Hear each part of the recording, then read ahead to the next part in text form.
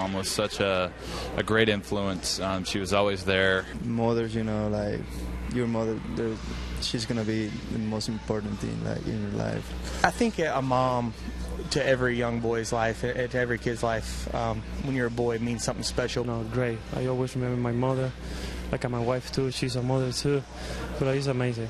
She tried to see like the little positive thing, you know, and she's supporting me like all the time. We'll never be able to repay for all the love and for all of the acts of service, et cetera, et cetera. It's a great day. Come out to the ballpark, enjoy your day. All the moms out there, happy Mother's Day. You guys are the best. We wouldn't be here if it wasn't for you guys.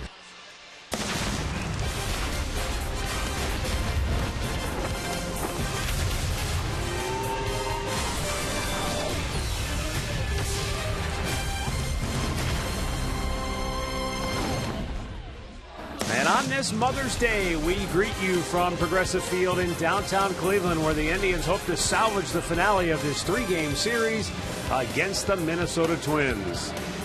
Hi again, everyone. Matt Underwood alongside Rick Manning. We'd like to extend happy Mother's Day greetings to all the moms out there watching today. The Indians are a desperate team. They need a win really badly, and this is a Minnesota Twins club that they're up against that right now, they're not just playing well. They're not just hot. They're the best team in baseball over the last 15 games. Yeah, they are on fire. They've won 9 of their last 10, but in this series, they have hit the ball all over the ballpark. And I mean, in clutch situations, they've scored early, they've scored often, and everybody through that lineup has been tough. They had 4 0-2 base hits yesterday in the ball game, and in their last 15, 12 out of 15, out of their last 15, they have won, scoring just under 7 runs a game. They're pitching well. They're hitting in clutch situations. They're doing everything they have to do to win. They're only a game and a half out of first place in the Central Division.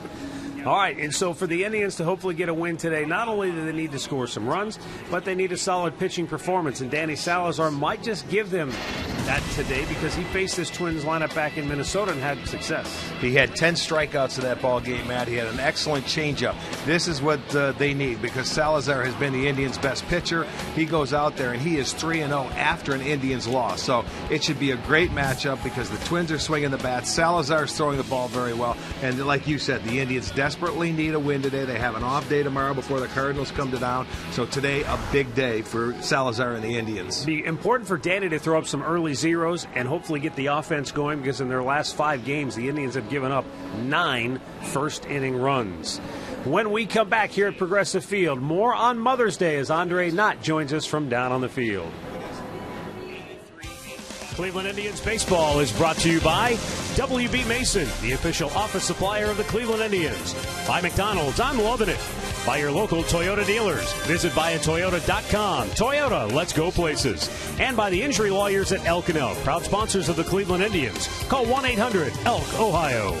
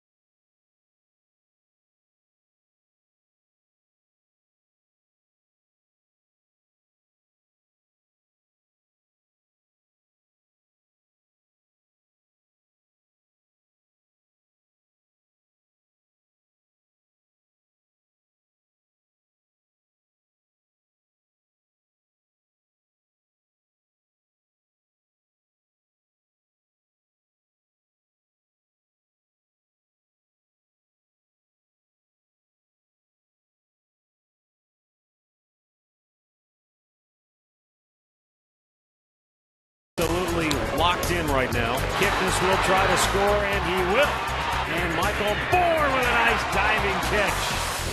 High and deep and gone. Bare hand grab and throw, and he got him.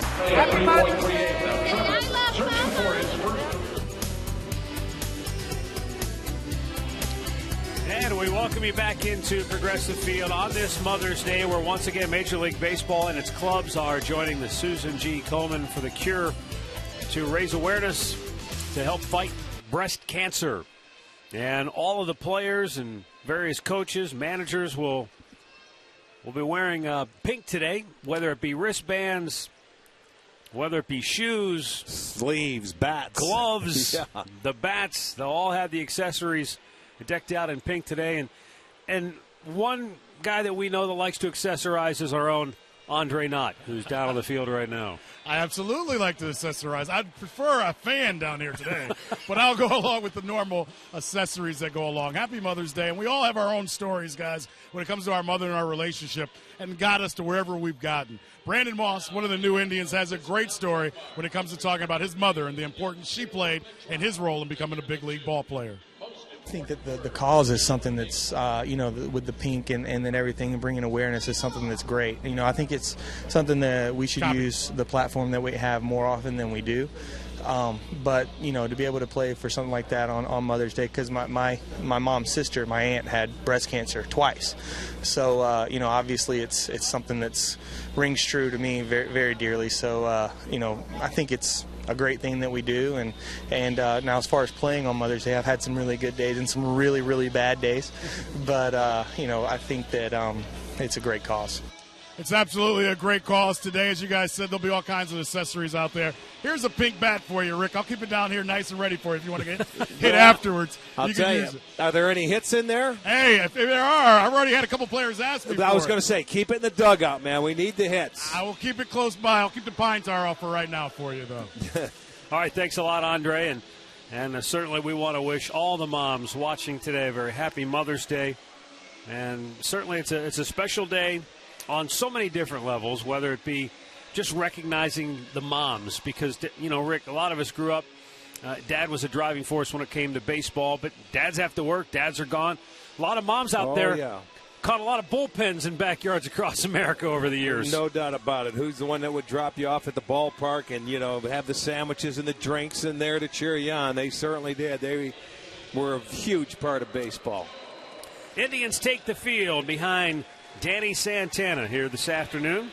And with that, we'll take a look at the Minnesota Twins starting lineup presented by Toyota. For manager Paul Molitor, it's Brian Dozier in the leadoff spot, followed by Torrey Hunter, then Joe Mauer. Twins had a late change in their lineup. Trevor Plouffe not with the club, so Kurt Suzuki going to bat cleanup. Eduardo Escobar, switch hitter, will hit fifth. Eddie Rosario, sixth. Then it's Doug Bernier who gets to start at third base, batting seventh. Jordan Schaefer, eighth. Danny Santana will bat ninth. And today's Northern Ohio Honda starting pitcher will be Danny Salazar. Salazar is making his fifth start. Now he's 3-1. He's pitched very well this year. He's had a great changeup. His first game this year came against the Minnesota Twins. He won that ball game, pitching 6 innings, had 10 strikeouts. He's 3-0 after an Indians loss, and they could certainly use him to step up. In his career, 2-1 against the Minnesota Twins, so they really need Danny big time, and I think he knows that. Let's check out the defense, which is brought to you by Chrysler. It looks like this. Brantley is in left field. Bourne is in center. Murphy over in right. Chisenhall at third. Walters gets the start at short. Kipnis is at second. Santana at first. Perez doing the catching. Adrian Johnson behind the plate here this afternoon. Crew chief Bill Miller at first. Jim Wolf at second. Doug Eddings is down at third. Yeah, the Indians today, they want to see if they can get off this field without giving up the lead early. Unfortunately, first inning ERA for Salazar this year is 11.25.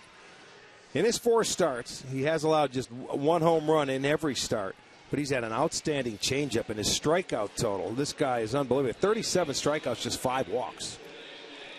Our window system's game time temperature, 83 degrees under partly cloudy skies. Once again, very warm. It's been outstanding this entire series. It felt like midsummer. And no different here this afternoon as we wrap up the 3-game series. Indians will be off tomorrow before the St. Louis Cardinals roll into town for interleague play. And the Cardinals off to a blazing start, best record in all of baseball heading into today. All right, here's Brian Dozier stepping in to lead it off. And Danny Salazar's pitch up high, ball one. Minnesota has raised their team batting average in road games 25 points in the first 2 games of this series. So it's not just one guy. It's their entire team that has been feeding on the confidence that they're playing with, whether it be Dozier, who's got a couple of doubles and a homer, Torrey Hunter, who's hitting everything in sight, Joe Mauer, Kurt Suzuki. I mean, everybody in that lineup, with the exception of maybe the bottom 2 hitters, they've all been swinging the bat very effectively. Well, they were struggling on the road when you think about it. I think they were 1-7 or 1-8, but they're out there on the road now. They played the fewest road games, but they won the first 2 in this series, right next to us. We don't get many up here, do we? That's a rare foul back to the 4th level. Twins manager Paul Molitor feeling good about his club, and he's feeling good about that swing. Brian Dozier sends one deep to left field and off the pole for a leadoff homer. Wow. This has been amazing what the first inning has done to the Indians so far this year. That's already the 9th first inning home run allowed this year. They gave up 10 all of last season. Yeah, incredible. I mean, it's something like, when is it going to stop? But you can see where that fastball is, letter high. Dozier, a great high fastball hitter. I don't care how hard you throw. And now Salazar has continued to give up a home run in every start he has made.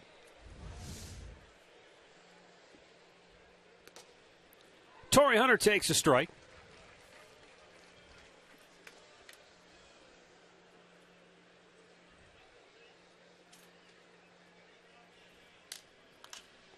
Pops this one up on the infield. Third baseman Lonnie Chisenhall. He makes the catch. 1 away. Here are the keys to the game, brought to you by Wayside Furniture. One of those has already gone by the board. And, obviously, try to contain Torrey Hunter. But as I just pointed out, it's not just Torrey Hunter. Right. 29 hits in the first 2 games. Minnesota's swinging the bat about as good as you can swing it as a team. They may never have a hotter streak all year long than what they're on right now. The thing of it is, you got to try and cool them down, and hopefully you can play from in front, but they got to wait till they can get in the dugout and try and do that.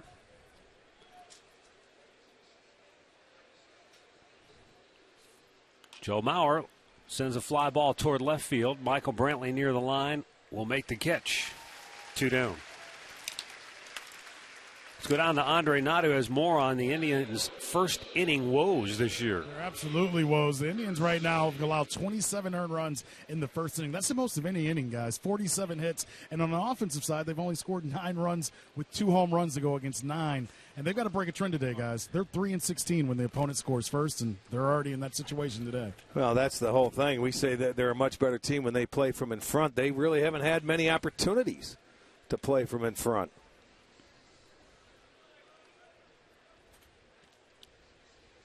Well, this may be oversimplifying it, but listening to Terry Francona after the game yesterday, at some point, and it's not that the players are listening to us, but stats, first inning, win a game. Yeah. Find a way to win a game. Right. Don't worry about what happens in the first inning, whether you're playing from in front, playing from behind. And again, it's not that the players are, but those 9 guys on the field right now, they have to collectively pull together as a group and find a way to win a game, period. Swing and miss, 2-2. It was a good fight that they showed yesterday coming from behind. But they had to start that fight down 7-0. Right, and so they need to get into it maybe a little bit earlier if that's possible. Start swinging from the get-go, and we'll see what happens. Here's the 1 and the 2-2. Swing and a miss, and Salazar strikes out Suzuki to end the first. But Brian Dozier has Minnesota sitting where they've been all series long, in front.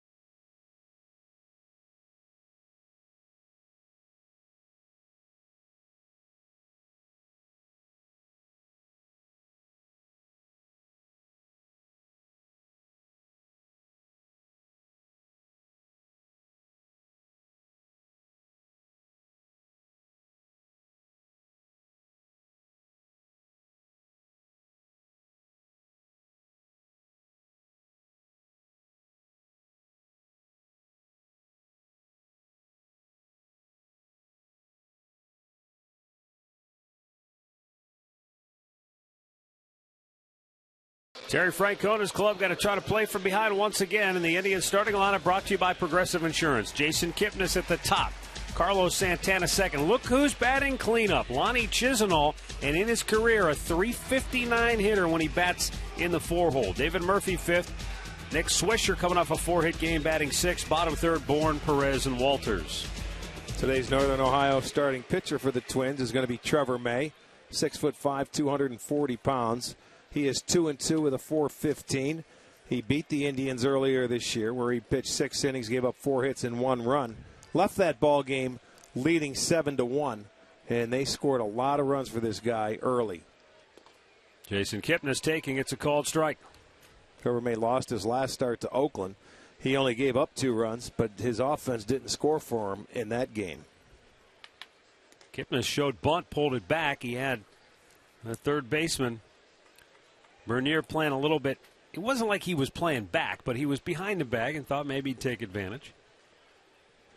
Now he's drawn in, and Kipnis smacks it to center. Schaefer on a dead sprint. It's over his head. That'll go all the way to the fence. Kipnis burning into second, and he'll pull up there with a leadoff double, his 5th two-bagger of the year. Well, Jason smoked that ball.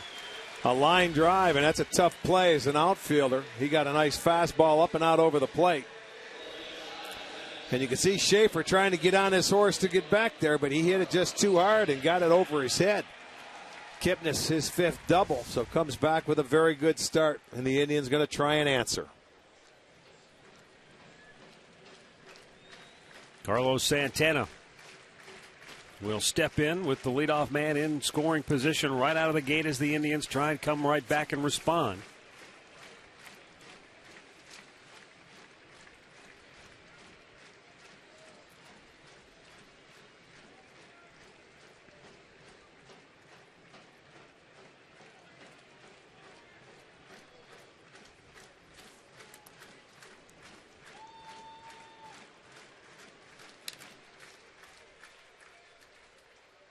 Upstairs, ball 1. Santana just 1 hit so far in the series.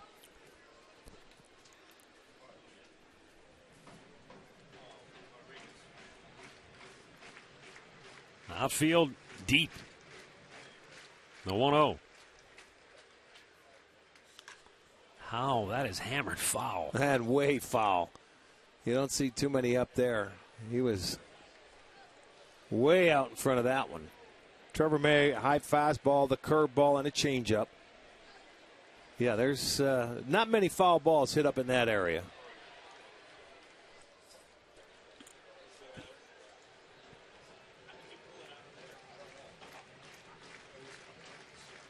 Hey, a check of the runner, Kipnis. Now the 1-1 to Santana. Broke his bat, and that is going to get into the seats. So he'll need another there's bat. His pink one. Let's see if he comes out with Andre. Get him the other pink one. Let's go. Yeah, this one's the brown one. Oh, is it a pink one too? It's a little lighter shade. I think it is pink, just a little different shade. No, it looks different. Andre, go give him yours.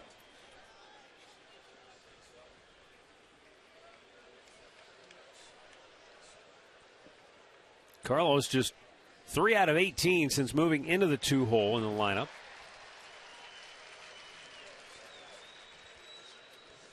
Well, like we said, for him it may take a little bit of an adjustment, but he's had guys on base. Kipnis has done a nice job in the leadoff spot. He wanted to pull the trigger, but it was just a bit low, 2-2.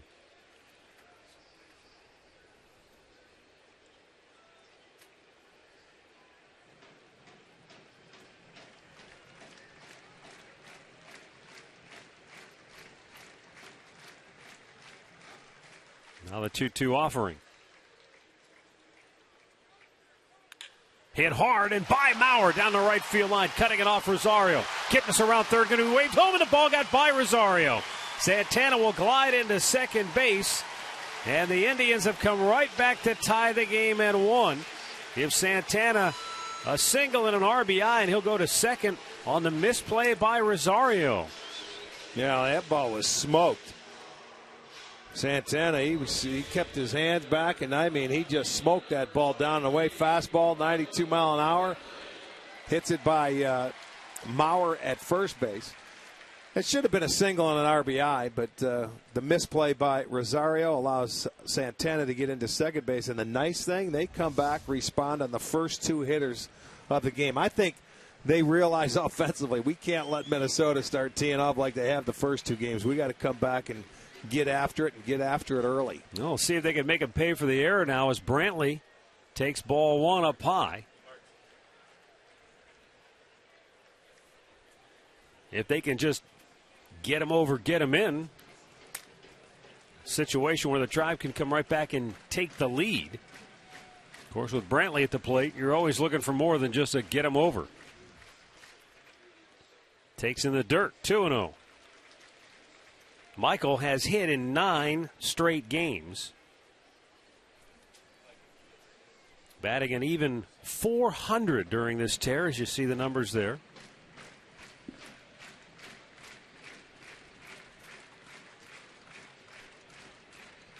Brantley really loves hitting at home, batting .359 here at Progressive Field so far this year. And the 2-0 is high. 3 balls, no strikes. And Trevor May starting to nibble a little bit with Lonnie Chisenhall on deck. Well, the nice thing, you get him out of the stretch from the very first hitter of the game. They don't let him settle in and get any kind of rhythm whatsoever. Taking in for a strike. It's all right. He didn't like that one.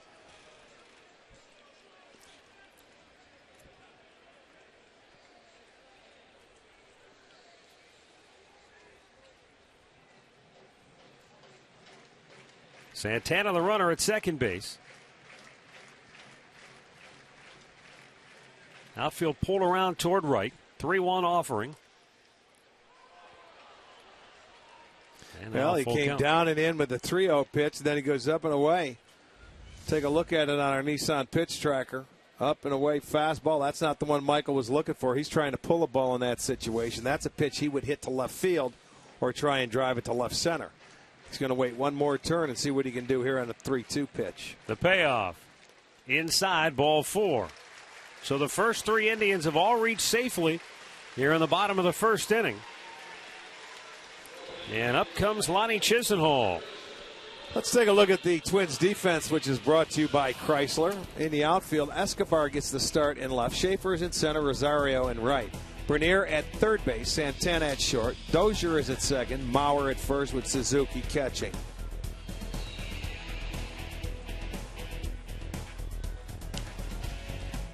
Lonnie Chisenhall. He's a .359 hitter when he's batted in the 4 spot for the Tribe. 14 for 39 with 5 doubles, 2 homers.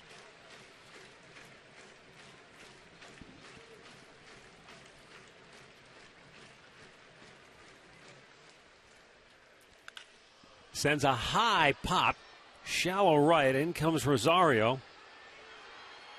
And the right fielder has it, 1 down.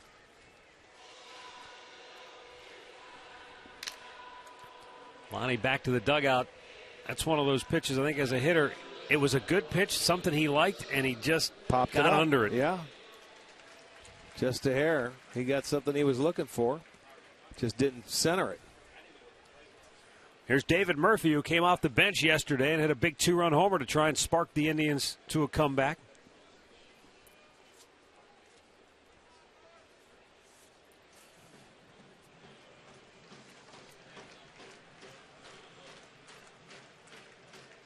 Terry Francona says, the thing you love about a David Murphy when you're a manager is that he is always prepared. He is always ready. So he said, if you count on him at any point in the game, you don't have to worry about, is he into the game? Is he ready? You don't even ask that question. Well, David's a veteran. You know, he's been through it. He's played every day. He's been a 4th outfielder where you get spot time, and he knows what it takes. And, you know, he's one guy that can come off the bench and need it. And, you know, the Indians usually play with a short bench with 3 guys on it because they carry the extra pitcher. So you need guys like David Murphy there. Our great clip of the game from yesterday. Now the 1-1 to Murphy. Punches one towards center field, dying, and it will get down. Santana got a late break. He'll stop at third, and the bases are loaded with 1 out. Well, again, I look there, and it's a cue shot. It may be easier to see up here than on the field. But I still think that Santana should have had a better read on this ball than he did. You can see it's off the end of the bat. He's sitting at second base, and he stops like he's going to catch the ball. It's not even close. I'm not saying he would have scored on that. But I think he has to have a better jump on that swing, knowing where their fielders are before the ball is hit. Well, the bases are loaded now for Nick Swisher. Coming off a monster game yesterday, in which he went 4 for 4 with a double and a run scored. Well, he has an opportunity right now after coming off a 4 for 4 day. Right man, the right spot. Taking? Swish not so sure, but it's a called strike. Adrian Johnson hearing it from the Indians dugout as well. Well, not one you want to swing at anyway. That looks like a ground ball pitch, and you want to look for something you can drive here with 1 out and bases loaded.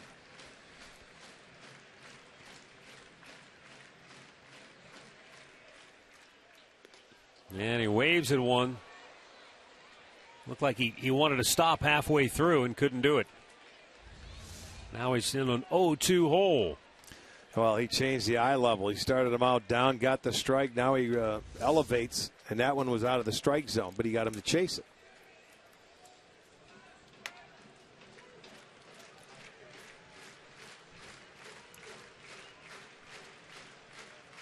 And the 0-2 is strike 3 called, and Swisher is fit to be tied with Adrian Johnson.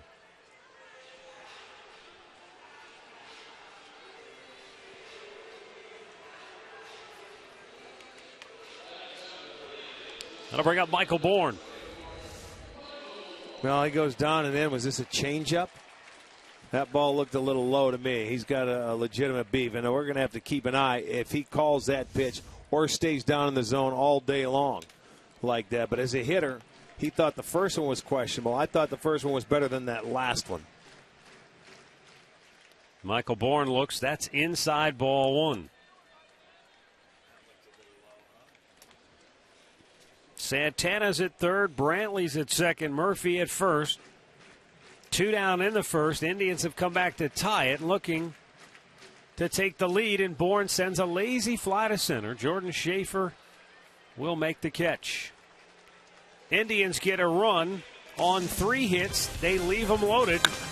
But thanks to Jason Kipnis and Carlos Santana, we're tied at 1.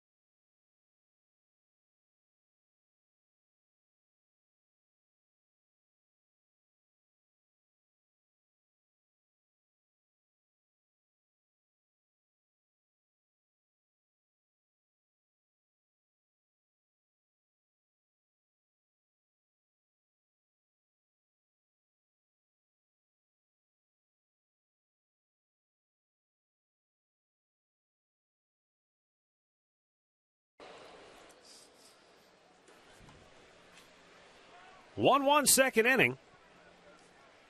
Eduardo Escobar, Eddie Rosario, and Doug Bernier to bat for Minnesota.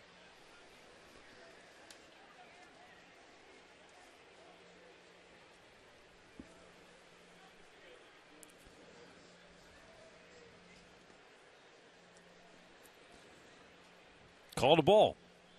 Escobar, switch hitter, 3 for 5 yesterday. Yes, he did. Wow. No, he did not, says the umpire. 2-0.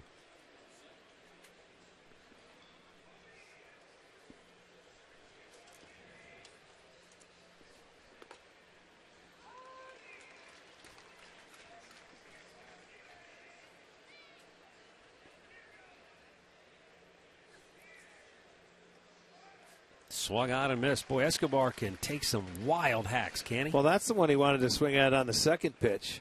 He took the fastball 2-0, and then he chases that one. That's a breaking ball down in the end. Slaps that one foul.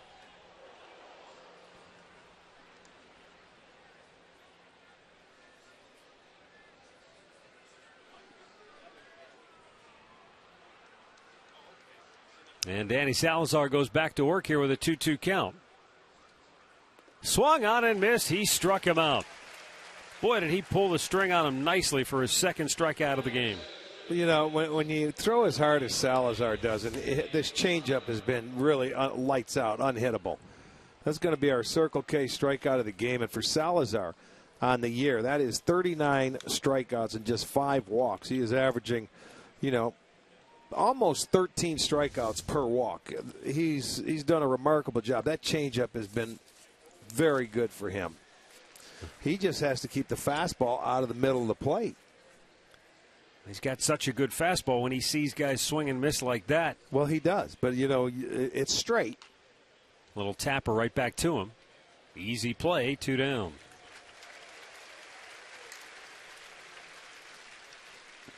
You know, he's getting a feel, and every start can get a little better and better for Danny.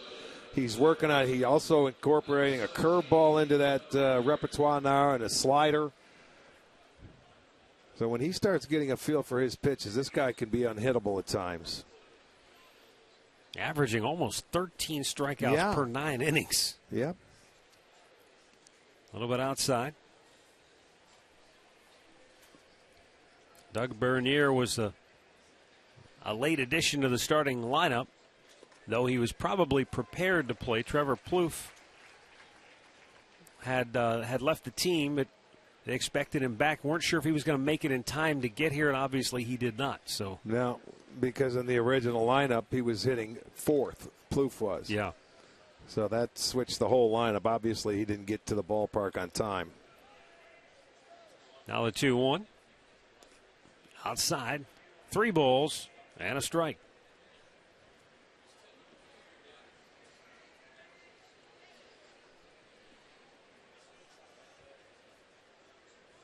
Out of play.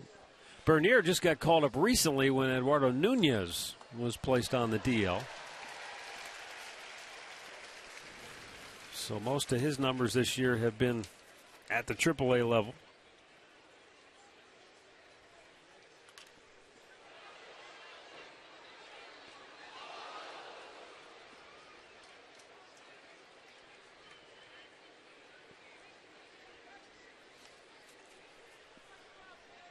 Now the payoff pitch. Swing and a miss. Salazar comes back to strike him out. He fans 2 in the inning. And now he's set down 6 straight after the leadoff homer by Dozier.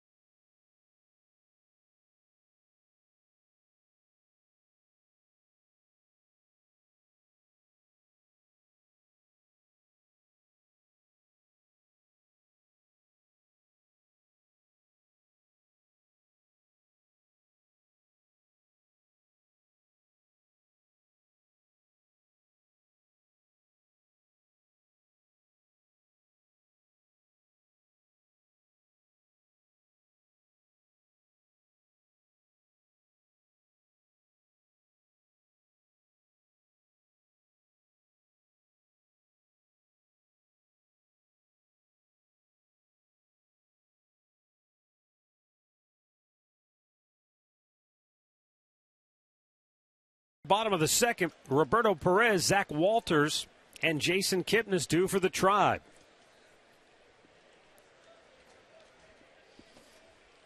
Trevor May allowed the first 3 Indians to reach safely in the first inning, but he was able to get out of it. With the bases loaded situation, he got a generous call from the home plate umpire and struck out Nick Swisher, and then Michael Bourne flied out to end the threat.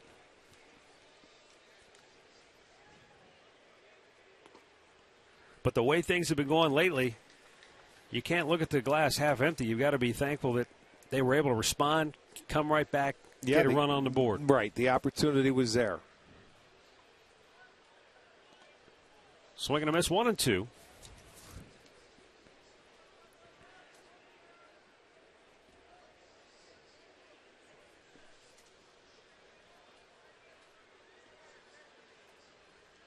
Now the 1-2 pitch and a foul right back.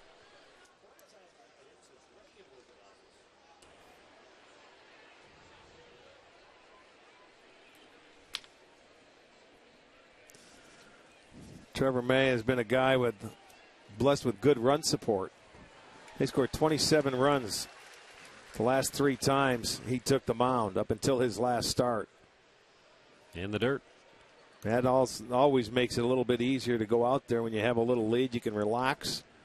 They tried to do it early today with 1 run, but the Indians came right back. And as I mentioned, he pitched 6 innings against the Tribe in Minnesota back on April 19th. Pitched pretty well. His 2-2 is just low. 3-2. We got a full count.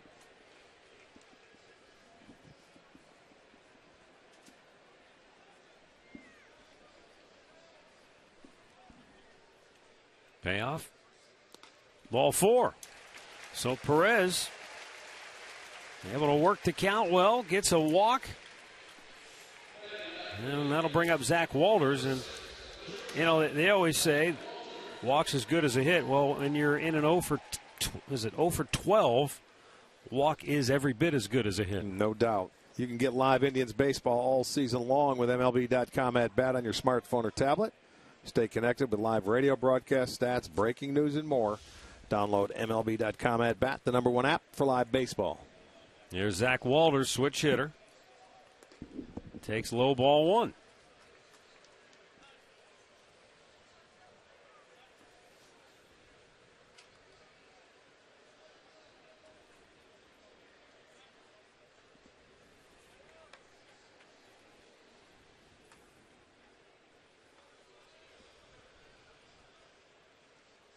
And a foul right back.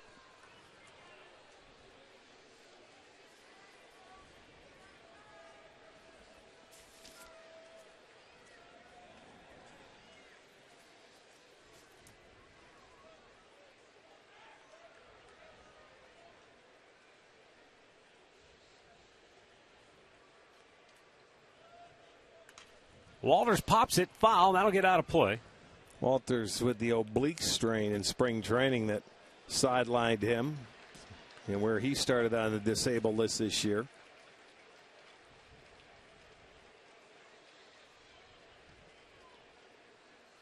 But he played all over down there. 1 game at short.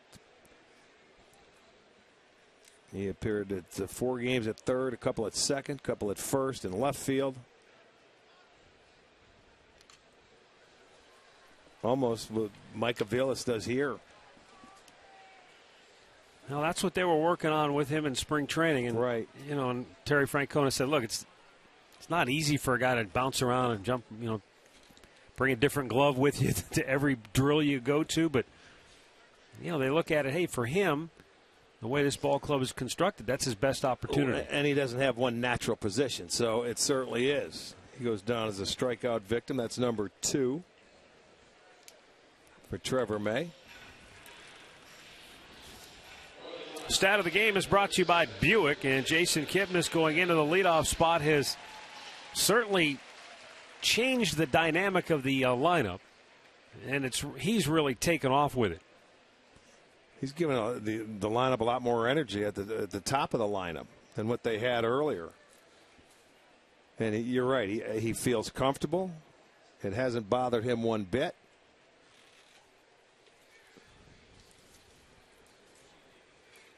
You know, even when Kipnis has made some outs, they've been loud outs. If you remember, he's hit a lot of line drives that outfielders have caught. And a couple other times, those balls fall, you could be really hot, and that's going to happen. But he's swinging the bat much better.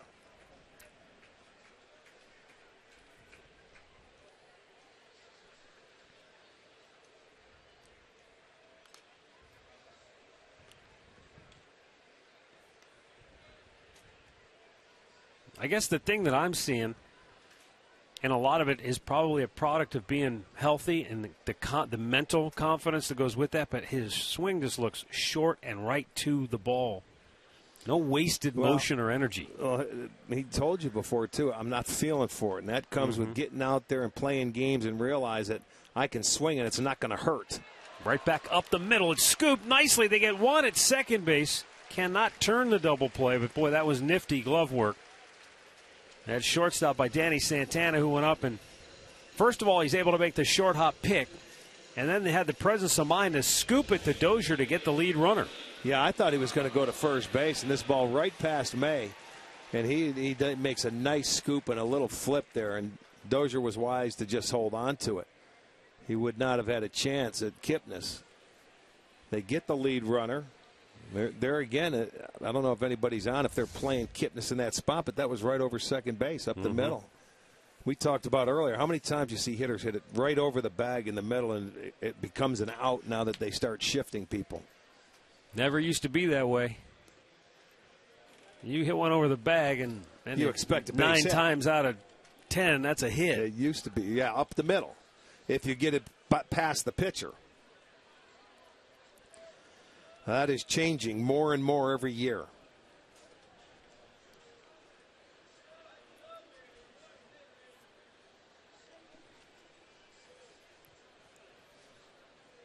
One-0 pitch.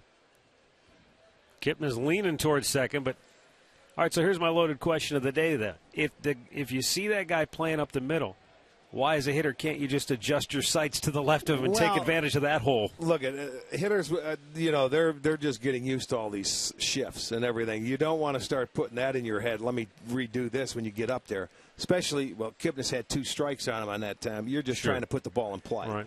Now, as it goes along and he knows how teams are going to play him, you could go up there with a different mindset or an approach. But they had a guy on first base, so, double play in order. It's hard. You just don't walk up there and start looking saying, okay, they're where's the gonna hole? hit it I'll right go over there. this way, yeah. I mean, a lot of times you'll make an adjustment. You'll look at the defense and you'll say, all right, that gives me an idea how they're going to pitch me. So, I mean, nobody's that good where they can throw darts with a baseball coming at you at 92, 94 miles an hour. Well, and on top of that, and this is the thing that's always fascinated me about the big league game, Kipnis got a pretty good jump. On the right pitch. And he's in there with a stolen base. That's his 5th on the year.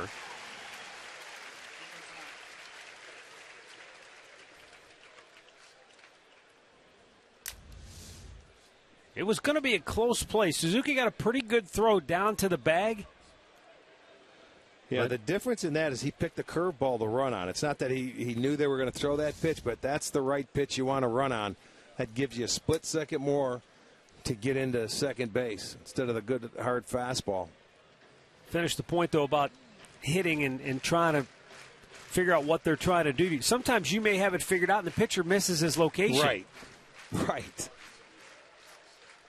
The 1-1.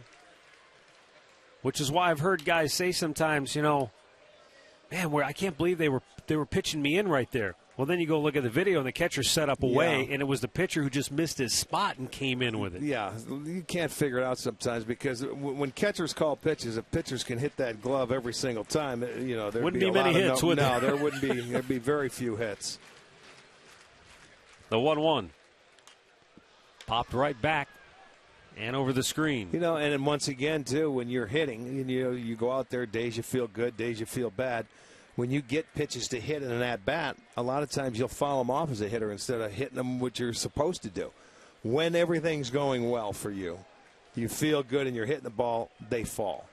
but that's a rarity. You know, that's when you're going well. Some days it feels like you're pulling lugging a telephone pole up there over your shoulder. Some days it feels like there's 12 or 13 guys playing defense behind you out there. There's never a hole.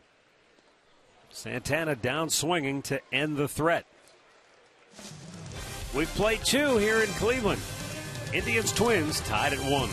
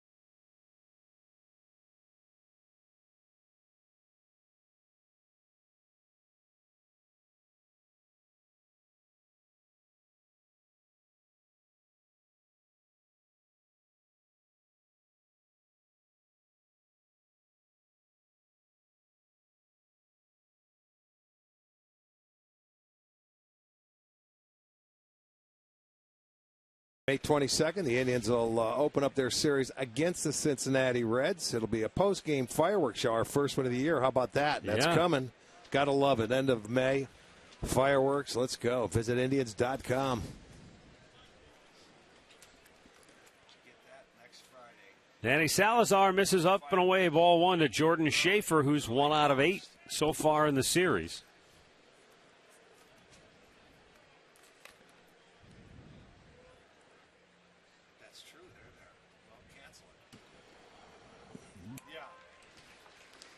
I hear you.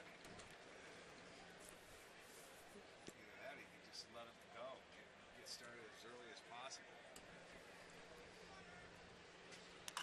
Hit foul. Well, you know what? Sometimes you might want to do that.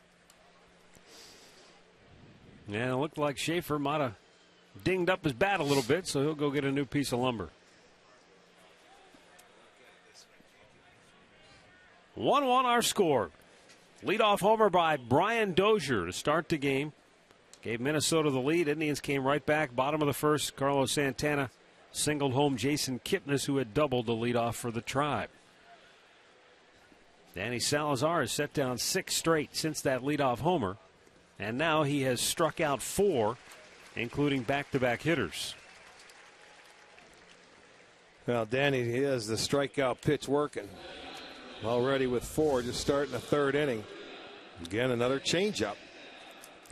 And Salazar, you know, you go back, he has tallied at least 7 strikeouts in a career best 7 consecutive starts dating back to last year. So this guy, boy, he has it working. The swing and miss. Danny Santana jumped out of the way as he was squared around.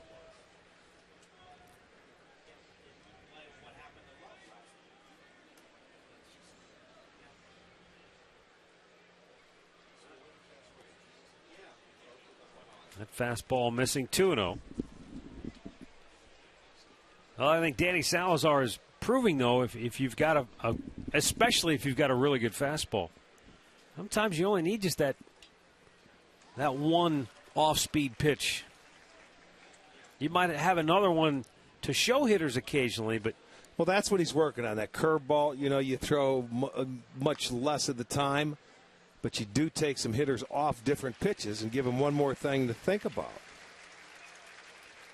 Here's our Yellowwood bringing the lumber. Go back to that first inning, and Brian Dozier's a good fastball, good eyeball hitter. Yeah, he loves the fastball up, and this isn't the first time that he's been able to get Salazar to lead a game off. You remember he got one in Minnesota off of Danny in the bottom half of that first inning, and yes, he does. He loves that high fastball. 8th time in his career Dozier has hit a leadoff homer. 3rd time against the Indians, and as Rick just told you, 2nd time against Salazar. That's why you start him off with something off speed, and he did. But he was geared number 1. Popped him up here. Going to be a quick inning for Salazar. Beautiful. Zach Walters grabs the pop-up. They go 1, 2, 3, and that's 9 in a row set down by the Indians right-hander.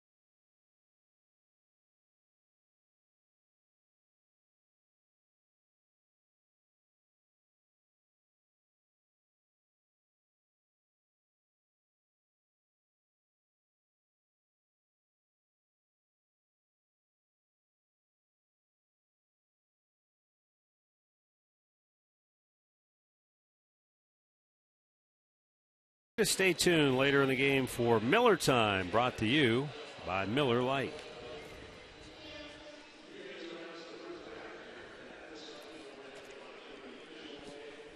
One our score. Bottom of the 3rd inning. Michael Brantley, Lonnie Chisenhall, and David Murphy due for the Tribe.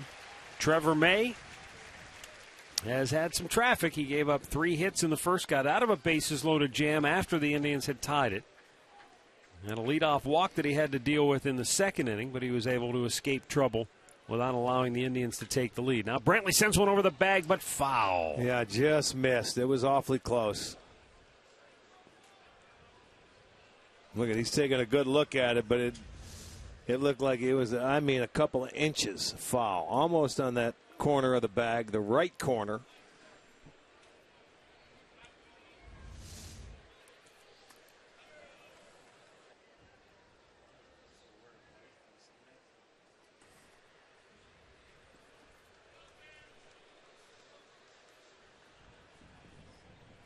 The 0-1 to Brantley. Sends one high to right field. In comes Rosario. And he'll make the catch, 1 down.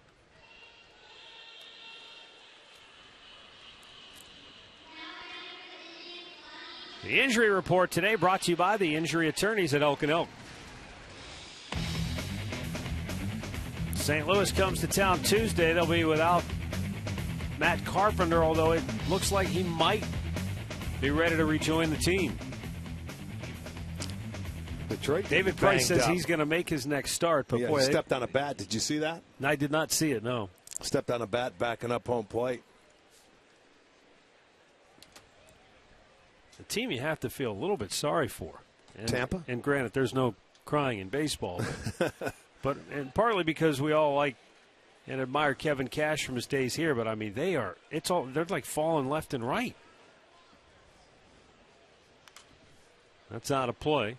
Drew Smiley And they're hanging in there for all their injuries. Yeah. You know, they're 17-14, a couple games behind the Yankees in the East. He has a torn labrum in his pitching shoulder, and it looks like, according to a report, he'll need season-ending surgery.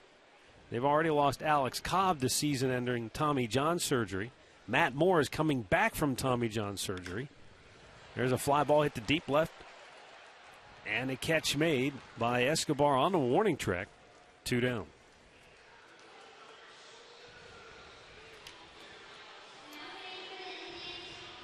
But as you pointed out, Rick, they're 17-14 going in today, Tampa, even with all the injuries they've had. You just wonder at what point does it catch up to them? Well, yeah, you wait. Still early into the year. You're not even at the quarter pole yet. We've got 10 more games to go before you get to the quarter pole. But you figure when you're missing that many pieces to your puzzle that really count, eventually it will catch up. Pulled foul by Sandy Alomar down at first base. Murphy singled in the first inning to load the bases.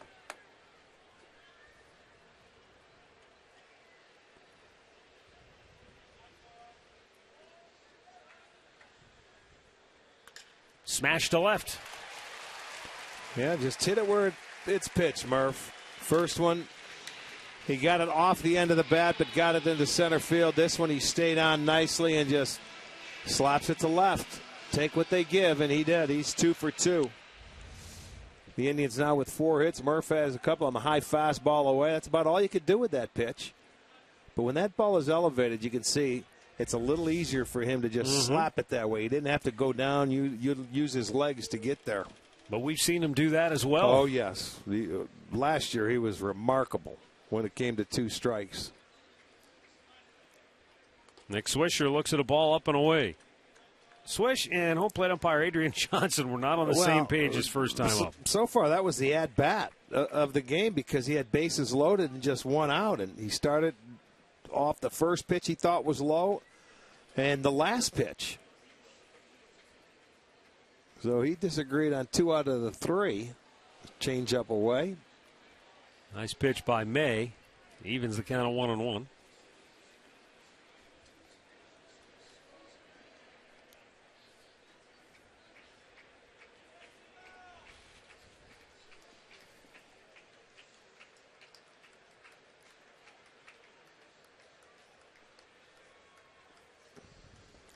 Swish was going to try to take advantage of the infield shift, but the bunt is well foul.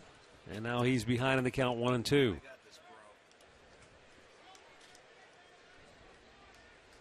This was back in his first at bat. First pitch he thought was low. All right, I'll give him that one. But that one on the changeup I thought was low, but that was for strike 3.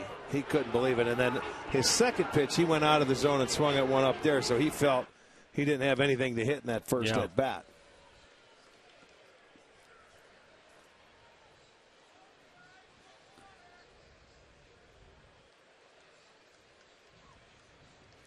Once again, though, he's in the hole 1-2 with Murphy at first and 2 down in the third.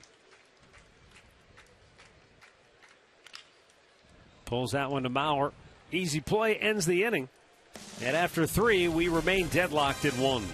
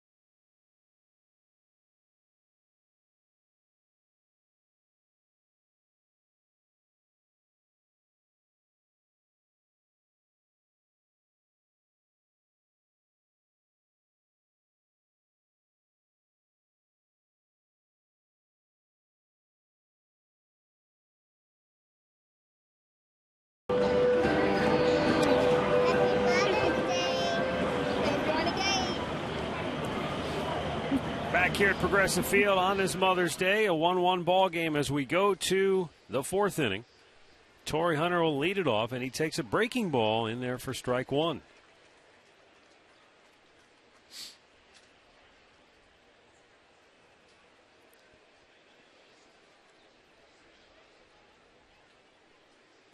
Chased one down out of the zone, nothing in 2 to count. See that? He doubled up on it, the equalizer.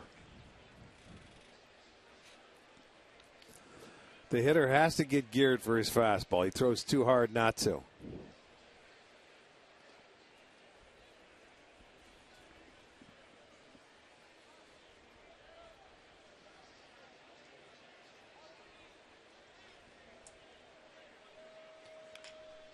Pulls it foul over toward the Tribe dugout.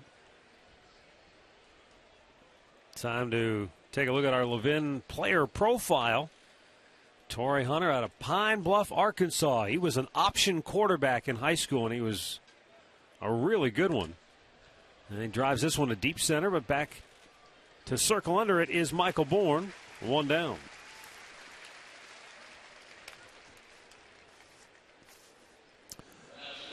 Well, we got to send along birthday wishes today, and we don't leave the booth. We're going to stay right here. Mr. Matt Underwood, your birthday. Happy birthday today, pal. Well, thank you very much. I saw Torrey going up there, and you're the only guy younger than him on this field. Huh? 25 again, my friend. It happens easy. Good for you. Easy, not that old. 25? You're younger than 25? 25 again. I thought you were doubling me up. No, I would never do that. Still south of 50. Yes, you are. For whatever for that about means. Another Who cares? 15 years. Joe Mauer takes a called strike. I mean, once you go past 21, what does it really matter? Why even keep track? That's true. You're as old as you feel. Now, would you go back to 21 if you could? Not really. No, I mean, there's a lot of go things. Go back to what, maybe 30? There's a lot of things you wish you could do that you did when you were 21, but to have to go back and live it all over again, no, I don't think so. Had too much fun the first time around. That's true.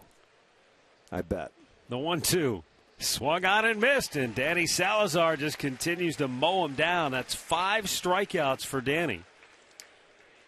Well, and these guys retired 11 in a row. You know, look at him. The left-hander. Mauer, a guy that usually waits on the baseball.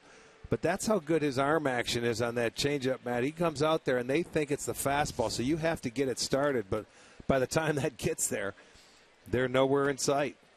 And he doesn't have that traditional changeup delivery where he turns the ball over. That's like his split because he holds it like a splitter. Which I'm sure makes it even tougher for the hitter to pick up. It's got to be. He has 10 swings and misses already. We're in the 4th inning.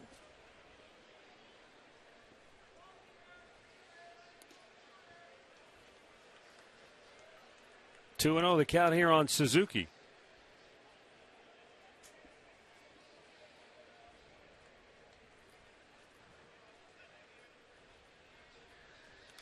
Fouled right back.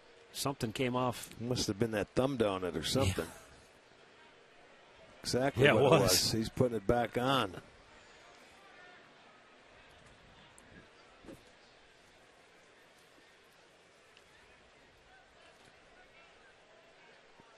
The 2-1. That's going to just go foul up the third base line.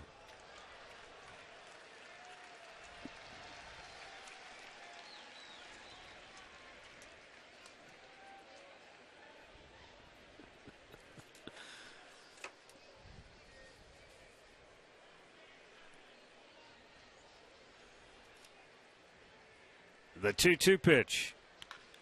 Pulled foul. Starting to get some messages here. Oh, really? Some of my friends don't agree with my thinking on going back to being 21 again. Well, they can think whatever they want. Tell them to look in the mirror. They're saying, sign me up, man. I'm going right back tomorrow if you give me the chance. I didn't give them the chance. I gave you the chance. I know your friends. You only grant one wish a year. Oh, that 5. You should have figured the phone was going to blow up. Full count now here for Suzuki.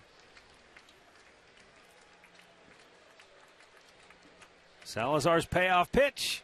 And he got a piece of it. Well, he's fouled off a couple of his changeups.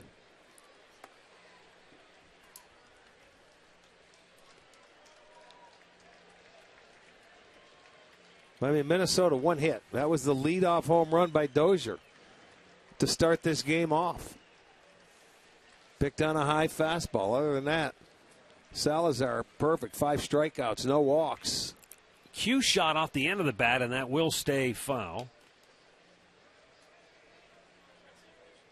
I don't know if it's just when we seem to play them, but Suzuki always seems to put up tough at-bats, even when he makes outs. Yes, he's a good player. Remember, he was with Oakland. He's active behind the plate. If you were to go stand next to him in street clothes, you'd look at him and say, there's no way you're a big league catcher. That guy is there behind the plate. He's tough. Not much to him, you're right. Again, the payoff. Boy, took the sting out of the bat, and he still drives it to deep center field. Michael Bourne runs it down. He was out on his front foot and still slugged that ball to the warning track, and he slams his helmet in frustration after rounding first base. Salazar, meanwhile, mowing them down 12 in a row.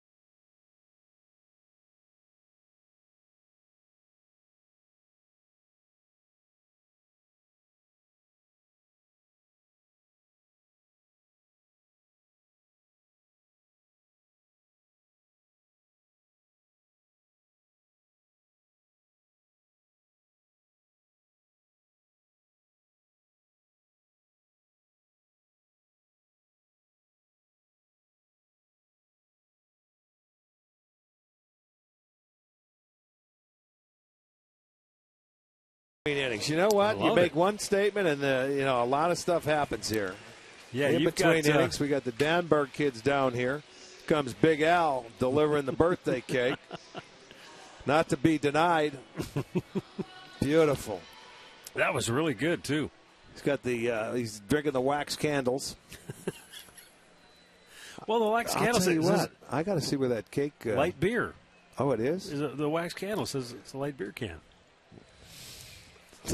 Too small. Michael Bourne leading off here. And the bottom of the fourth. Fly to center is only time up. 1-1 ball game. Both runs scored in the first. Trevor May evens the count at 1-1.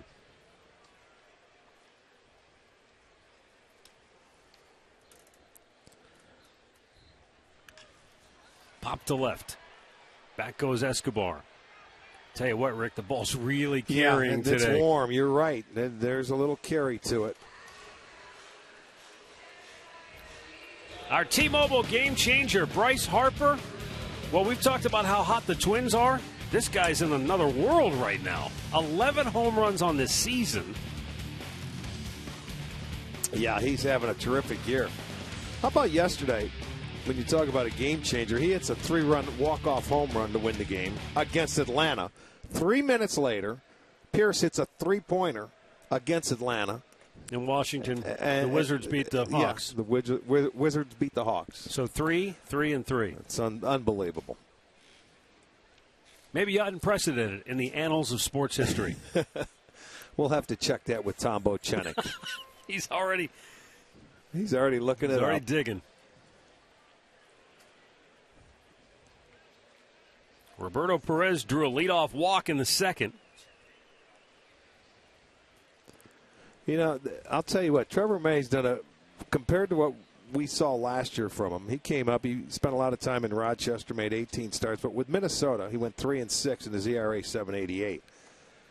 But in his 45 2/3 innings, he gave up 59 hits and 22 walks, which is a lot. But now he has a changeup. His whole game has changed a little bit, and I don't know if it's being up here and getting used to it. I just remember him as being a fastball curveball pitcher, but that changeup has made a difference for him. He's walked 2 in this game, so he only has 7 on the year now in 29 innings. But getting better. When you're a young kid, big guy, 6'5", 240 pounds, 25 years old.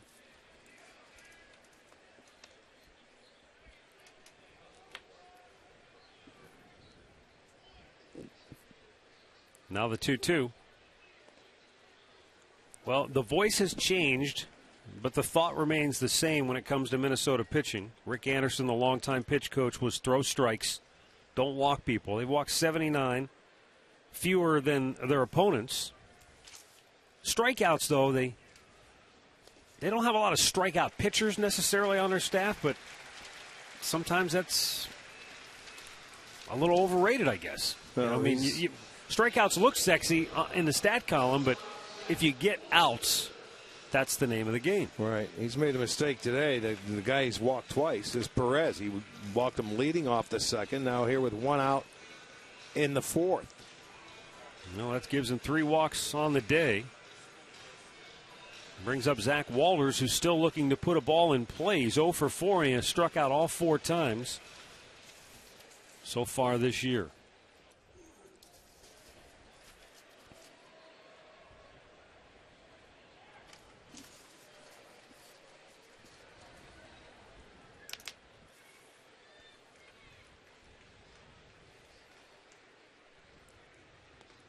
Start him off with a breaking ball, and he lays off 1-0.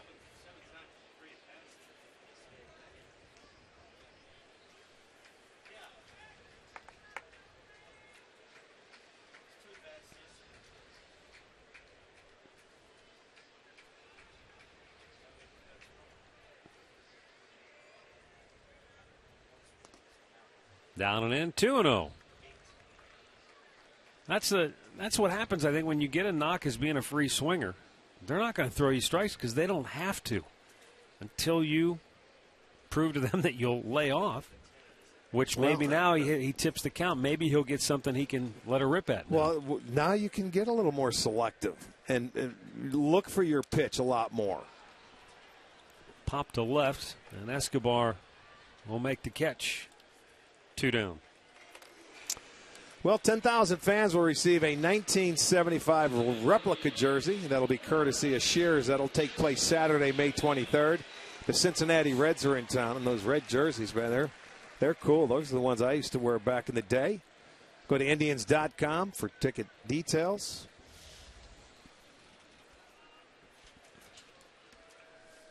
Up to the top of the order, Jason Kipnis, who doubled and scored the Tribe's only run in the first.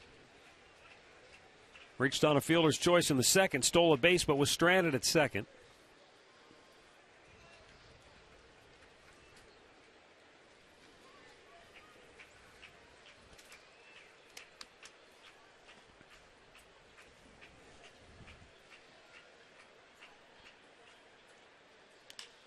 Kipnis sends a fly ball right field. Back goes Rosario, still racing back onto the track. He can't make the play. Ball drops out of his glove. Now he kicks it away. Coming around third with the go-ahead run is Roberto Perez. Into third is Jason Kipnis. His second extra base hit of the day, and it gives the Indians a 2-1 lead. Well, Rosario had a chance at it. He got leather on this ball. But this is going to be our McDonald's. I'm loving it. He was playing left field the first 2 games of this series. Hunter DHing today, who is their normal right fielder, but he goes back, and it's a step before the wall. Kip put another good swing on the baseball. Watch him gets right into his glove, but he can't hold on to it. It bounces out. Then he hits the wall. Kipnis will go into third base, a 2-out triple. The Indians will take a 2-1 lead on Kipnis' 13th RBI and his second hit. Now Carlos Santana. And he takes a strike.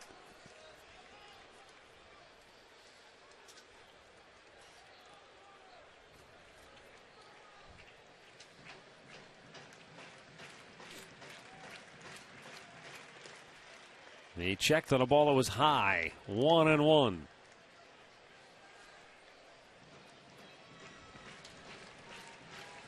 Well, Jason Kipnis, a couple of triples now on the year, 6 doubles.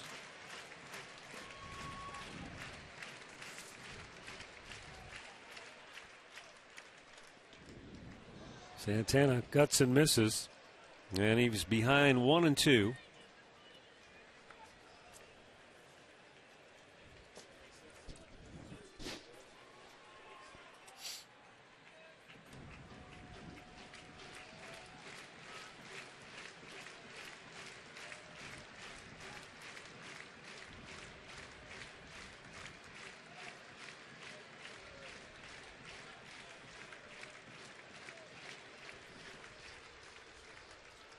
The 1-2.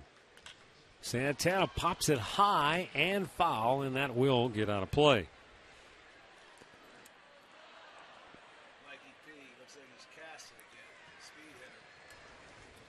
This is Kipnis' 15th start of the year in the leadoff spot for the Tribe. And all but one of his extra base hits have come when he's been in the leadoff spot. He squibs one through the hole, beats the shift, and the Indians tack on a run as Kipnis comes home to make it 3-1. Oh, that was a thing of beauty. Sounded like he hit it with a wiffle ball bat, but he hit it perfectly where there was nobody defending the field. He could hit it with a wiffle ball bat. You get a hit and an RBI. See, he wasn't trying to do that. He ended up hitting it off the end of the bat, really, and squibbed it that way. But it's a 2-out base hit. They go back-to-back 2-out base hits, drive in a pair. It's a 3-1 ball game. Well, that's how they scored in the first. Back-to-back hits. They get back-to-back hits from Kipnis and Santana again here in the fourth, and they add to their lead.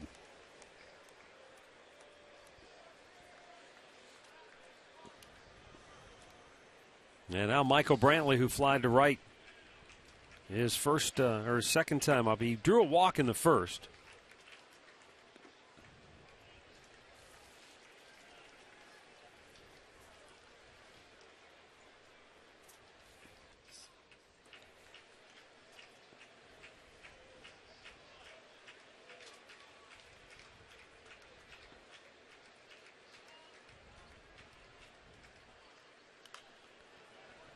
Now, the way Kipnis is swinging the bat here, you know what you're going to get from Michael Brantley. If Santana starts to click, then this lineup's got a chance to start making some noise and consistently get out there and put pressure on. Yeah, and give your pitcher the feeling like, hey, if I give up a couple of runs, it's not the end of the world. Well, it won't be when they get going. You're right. Missed inside, 2-1.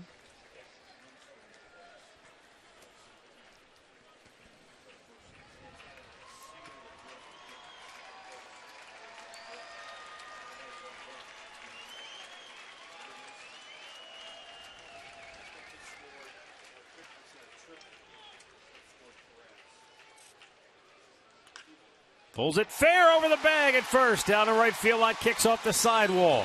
Santana into third. He'll hold right there.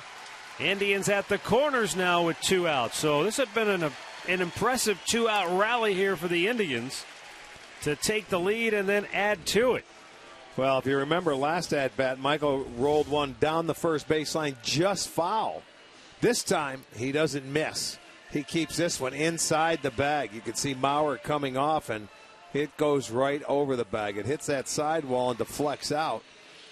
So that'll go as a single. So they are lighting it up now with 2 outs. Neil Allen goes to the mound to talk to Trevor May.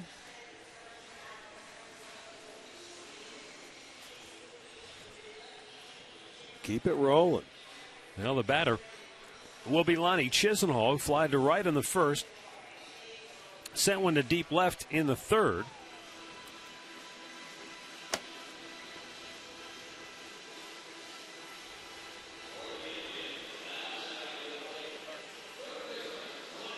And if he can connect here, that would be just what the doctor ordered for this Indians ball club.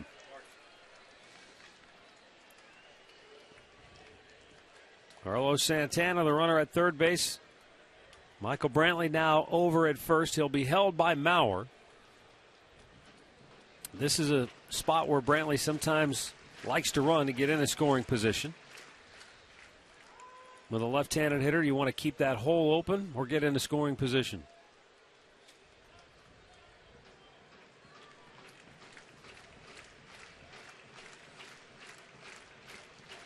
Now May's already at 80 pitches on the day.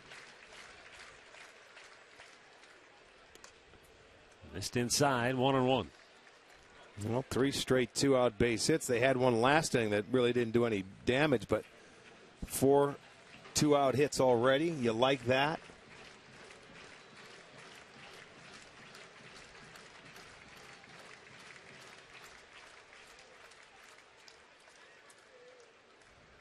Brantley holds and Chisenhall chases one up high. And we've talked about it in our last 2 series. Now that I think about it, the way Minnesota's swinging a bat, they've done a heck of a job with 2 outs and 2 outs with runners in scoring position. We left Kansas City.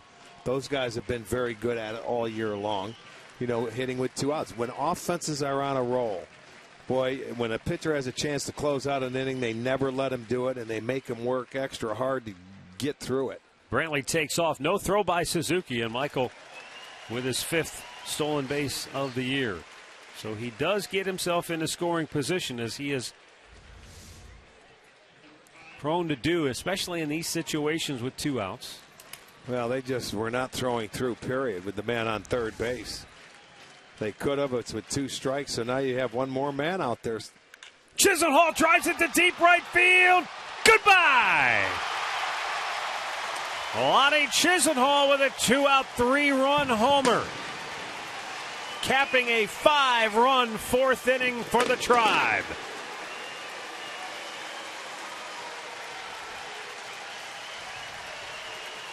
Wow, that baby got out of here in a hurry.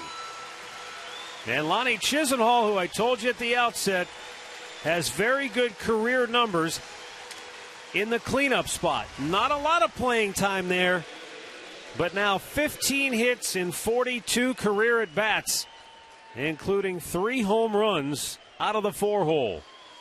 Well, he went out and got himself a fastball and pulls it over into the seats, and it's a big inning, and I mean a real big inning for the Tribe. And they lead it now 6-1. We're Chisenhall. It's 3rd home run. And David Murphy says we're not done yet. He is 3 for 3 on the afternoon with his 3rd straight single. And the 9th man to bat in the inning will be Nick Swisher.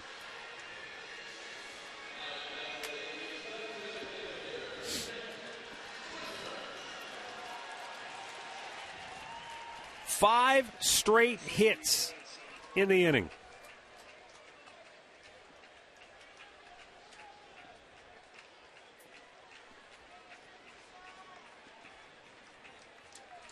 Two-out hits. What a difference they can make as Swisher swing and a miss. Yeah, because he had 2 outs before Kipnis's triple, and that's a play where Rosario went in his glove. Didn't hold on to it. It bounced out of there. It was a tough play. Not to say it's an easy play by any stretch of the imagination. Tough play. But once that bounced out and they took the lead, it was bang, bang, bang, bang in a hurry. Boy, have they made him work in this 4th inning. 33 pitches. Twins bullpen busy. Swisher down 0-2. Swung on and missed. Bat goes flying, and the inning is over. Well, what an inning for the Indians. Kipnis an RBI triple. Santana an RBI single. Chisenhall a 3-run jack. 6-1 Tribe.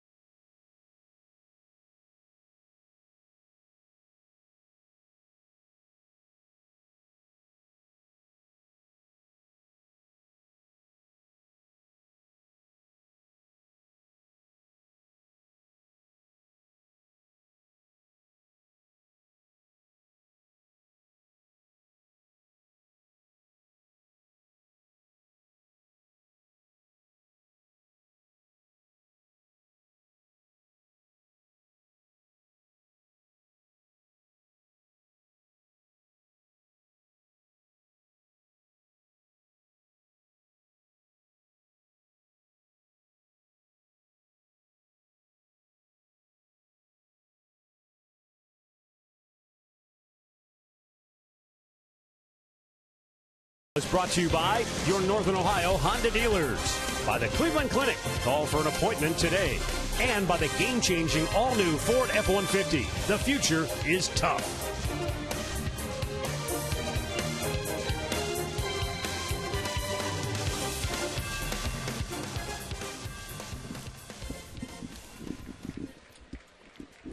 I feel like that guy that eats the hot dogs on the 4th of July. Oh, I know what you're talking about. I just inhaled a piece of cake. It was really Pretty good, too. Yeah, but he doesn't have to talk when he's eating the hot dogs. That's the difference. Eduardo Escobar struck out his first time up. And Danny Salazar, swing and a miss. He strikes him out. Bat goes flying out of Escobar's hands. And that is now 6 strikeouts for Salazar.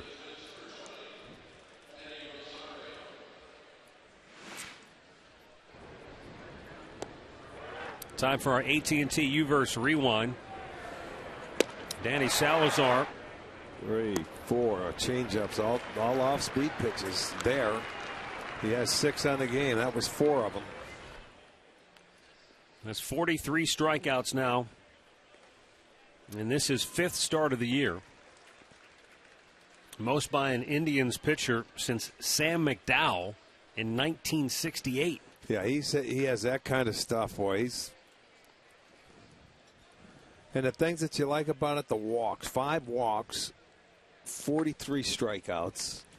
Tremendous ratio. One more strikeout, it'll be 8 consecutive starts dating back to last year. And there it is. He has 7 again. At least 7. Well, you know, he's in that groove where he's ahead of almost every hitter. And even when he's been behind, he's able to work himself right back into the count. Well, before, the 2 strikeouts here, all 5 strikeouts came on after he had 1-0 counts. Oh, that's 94 on the black outside corner. That 5 runs that they put on the board in the bottom half of the inning with 2 out doesn't hurt. It lets him go out there and relax a little bit. But I don't think it bothers him. He just realizes now, shut down inning, baby.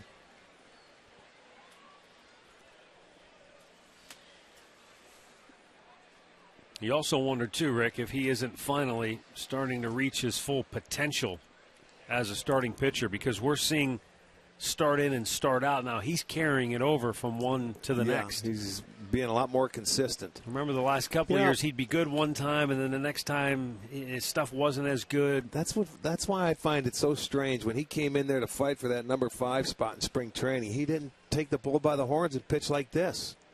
You know, you have an opportunity to be the number 5 starter out of spring. He didn't pitch his way on the team. He pitched his way off the team. And then when he gets his first start, he's been lights out. Chopped foul. Looking to go 4-0 after an Indians loss. Well, he's like the stopper, man. As we've heard so many times, you never know. This comes from managers, from general managers, from scouts. You never know when the light goes on. And for Danny, see ya. It is on and it is burning brightly. Strikes out the side here in the 5th. Gives him 8 strikeouts on the afternoon, and he's retired 15 Twins in a row.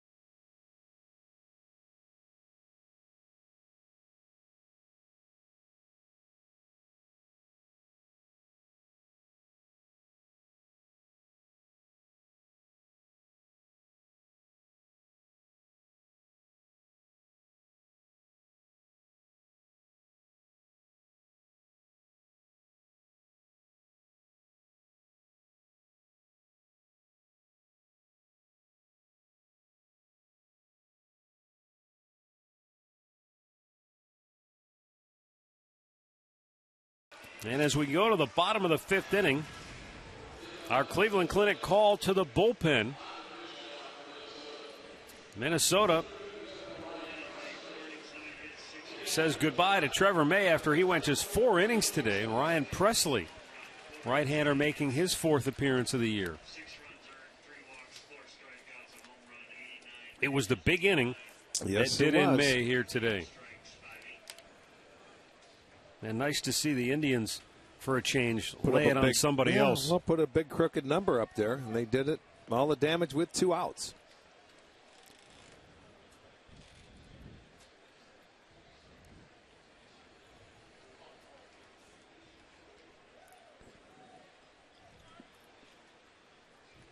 Michael Bourne is flied out twice today. Takes low. We're hearing from everybody around the country, aren't we, big boy? We're even getting texts from Kansas City. Mr. Swanee. Swanee is he's a beautiful human being right there. He's got nothing better to do right now. They're playing tonight. Base hit into right field by Michael Bourne. The hit parade continues. That gives the Indians 10 hits here this afternoon.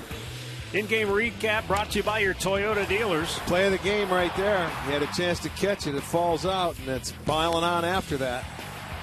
The floodgates open. Santana hits one the other way, drives in a run, and it continued. The big bomb, Lonnie Chisenhall, 3-run home run to add to it.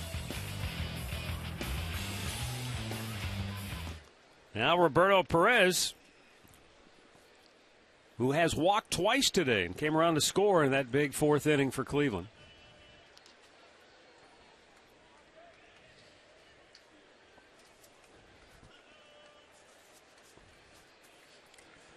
Yeah, Perez, he's walked twice today. Trevor May, that's the one guy, he hasn't been swinging the bat that well. You certainly don't want to walk him. That down in the bottom part of the lineup, that's where you want your outs. But he happened to walk him twice today, and he came around to score in that big fourth.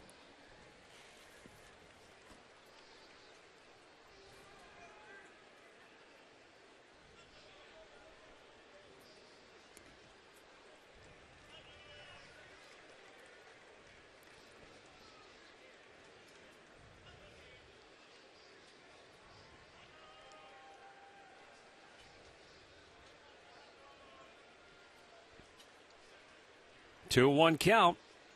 And a snap throw to first.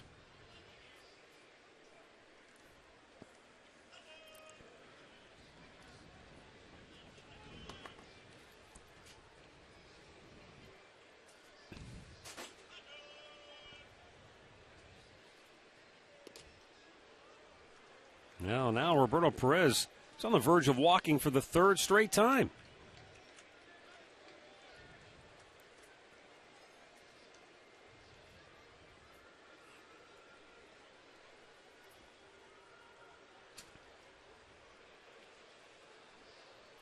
Runner goes, ball 4. How about that? Born down to second as Roberto Perez has walked for the third time in the game. Let's go downstairs to Andre. Okay, Andre, I noticed earlier Indians not wearing the normal weekend cream-colored uniforms. They're going to the crisp all-whites. What gives? You're not the only one that's been very curious about this today, and it's all about accessories. And because it's Mother's Day and they have the pink on, a lot of the guys didn't think the pink went with the cream jerseys very well. No The way. other thing, let me finish. This is beautiful. I'm dead serious. The other thing is those uniforms are a little hot. So a couple guys figured out how hot and humid it was, and they said, look, let's wear the whites today. It looks better with the pink. And as one of the players told me, look good, feel good, play good. And it's Maddie, I got to say happy birthday to you. It's nice to work with someone as young and as vibrant as you. Oh, I appreciate that, I think. Andre, we're going to match up on Tuesday. You call me before we come to the ballpark. We'll match up. You got it, baby. I got your pink bat down here still, too. And, Andre, I understand it's your wife's birthday today, Is so it? happy birthday to your wife. Thank you very much. She appreciates it. Save that bat and give it to her for her birthday, Andre. Here's a fly ball to left. Zach Walters is retired for the first out of the inning. See that? These guys have a sense of style. And you know what? You come out and score 6 runs on 10 hits every day, you can wear whatever you want. I don't argue with him. I don't argue with him whatsoever. If they think it looks better, he's right. Look better, feel better, play better. Well, they have treated them right on this Mother's Day as the Indians. I like the white uniforms personally. It's a good, classic, clean look. Absolutely.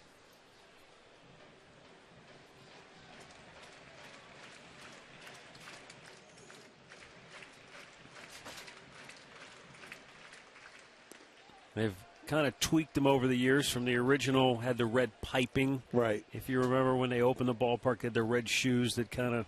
Yeah, Red Sox, red shoes. Mm-hmm. The 1-0. And the dirt gets away, and the runners move up. So third goes Bourne, and Perez goes down to second.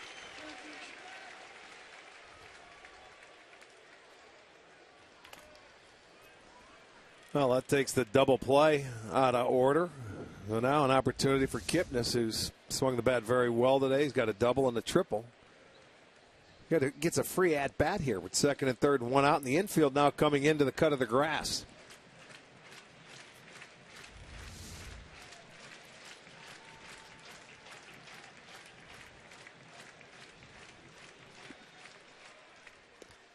And he takes. It's a strike, 2-1. Indians lead at 6-1, but this is an opportunity to really take the starch out of the Twins and add on. Right back up the middle, Kipnis delivers. Bourne scores. Perez will stop at third. Schaefer got a good throw off to the cutoff man. Well, they just, right there, Sarbaugh wanted to make sure there was nobody thrown out at the plate. It's the catcher running. Perez not blessed with good speed, but Kipnis gets an RBI, a single. He has 3 hits now. He's a homer away from the cycle. He picked on a breaking ball that stayed middle of the plate, went right back up the middle with it, with the infield in. Once it's past the pitcher, and he had no chance. He gets an RBI, his second, give him 14 on the year. In comes Bourne. And now Carlos Santana with 2 hits already today, and both times he's driven in a run. Chance to do it again as that pitch missed inside.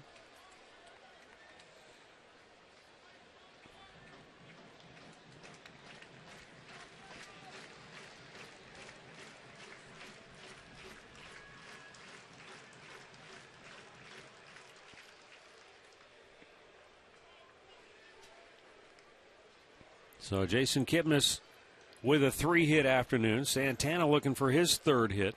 David Murphy's already 3 for 3.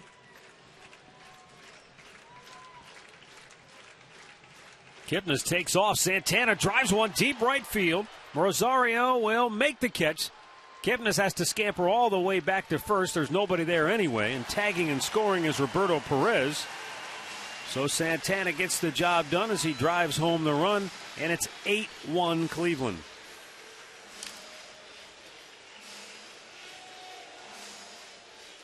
Yeah, Jason was trying to steal a base in that situation. He was off and running, and by the time he got to second, he finally picked it up where it was at and gets himself back to first. Santana sacrifice fly. He has 3 ribbies on the day. And now here's Michael Brantley, who singled and scored in the 4th.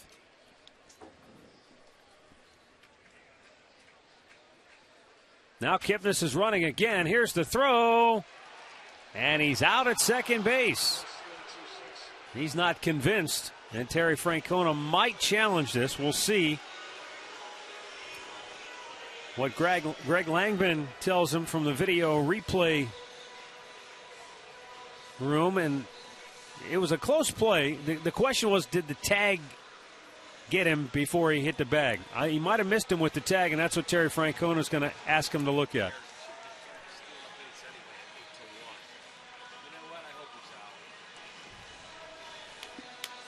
So they will take another look. At some point, we'll give you another look as well. He missed him. He tagged the ground. And I think that's why he's going to be safe. See. He's safe. Yeah. Well, it looks like it from that part. He called them out, so they're going to have to make sure they have enough evidence. And what you're saying, when he put that glove down, it looked like he hit the ground as opposed to his arm. Yeah. Which I think is why Kipnis jumped up immediately as if to say, yeah, he never tagged me. But, hey, we've seen a number of these already, Rick, and this where it's in the eye of the beholder. Right. What is clear and convincing? We've seen 2 separate calls where there wasn't clear and convincing, at least in our mind. One was upheld, the other was overturned. Both tag plays, one at third base, Rayburn in Detroit. And one at home plate. And one at home plate. You're right, it was Michael Bourne coming home, but there's one there. He's called out, so we'll see what they have. I mean, it's going to wait and see from now on. You know, the one thing, it's 8-1, you know, in that situation. I'm wondering, you know, it is the 5th inning, but for Kipnis to steal in that situation, you got Brantley hitting. It was close. He had a good jump.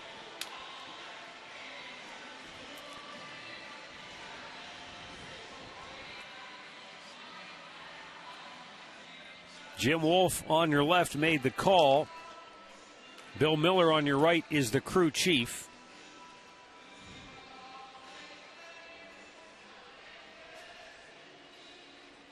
You know, to your point, you wonder if this is, and I know what you're going to say, there's a right way to play the game and you have to be respectful and all that, but it's a team that's probably had a lot of pent-up frustration that it's taken I understand that, but, you know, 2 outs in the inning, you've got 2 runs in, Brantley the hitter, you know, let him swing it. I mean, 8-1, you don't really need a stolen base. He felt like he wanted to go up. That's fine. He's out. So there again. So the call is upheld again. It's all in the eye of the beholder, and in his mind, there wasn't enough evidence to overturn it. Actually, they're saying it's confirmed. So if they're saying it's confirmed, then the replay guy said he saw a tag. Okay.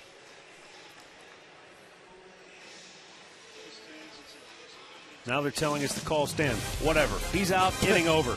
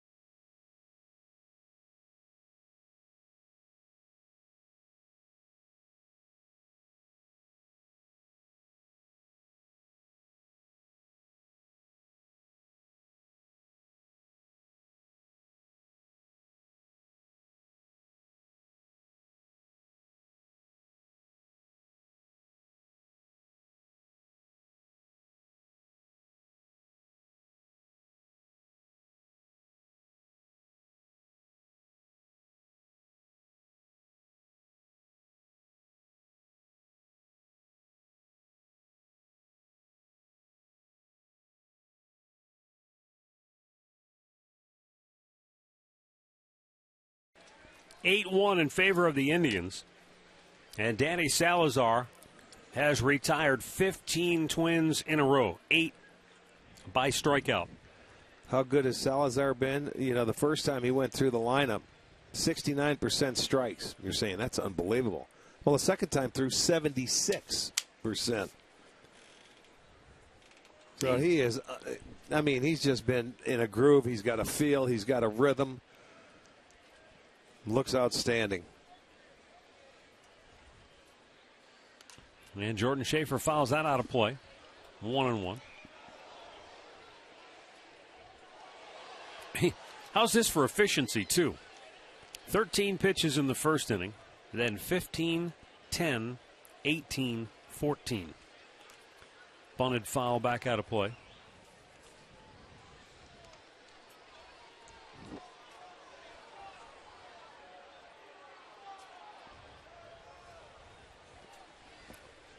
There you get a look at it.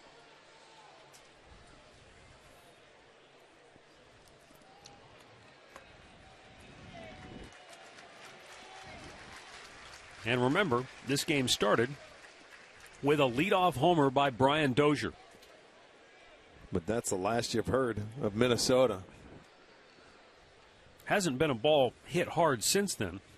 Suzuki did send one to the warning track, but that was more of an indication of how well the ball is just carrying today, as opposed to a ball that was hit hard. And also how hard Salazar's throwing. He's throwing pretty hard. So, you know, that pitcher supplies the power, and he hit one off the end. You felt.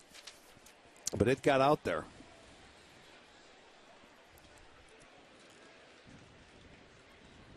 Swung out and missed. He just peppered him with a fastball in the outside corner, and that gives him 9 Ks today. Time now for a Mazda game break. Let's send it down to the corner and Al Pawlowski. Hey, Matt, happy birthday. Rick, hello. Let's go up to Toronto. The Red Sox in front of the Blue Jays 6-2, thanks in part to Pablo Sandoval. This 2-run homer here in the 5th, his 3rd of the year, puts the Red Sox ahead. 6-2, bottom of the 6th, guys. Al, were you responsible for that cake, Matt, you brought up to Matt? Just curious. He said Mark Koha. Oh, okay. Well, Al was carrying it and took all the credit. I saw he was wearing a sign on his pocket. I bought this. He's a good front man.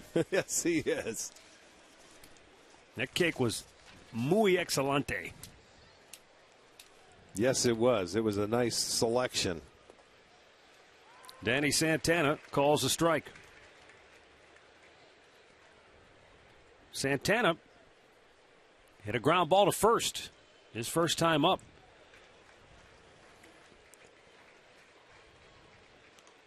Santana, he's only been to bat one time.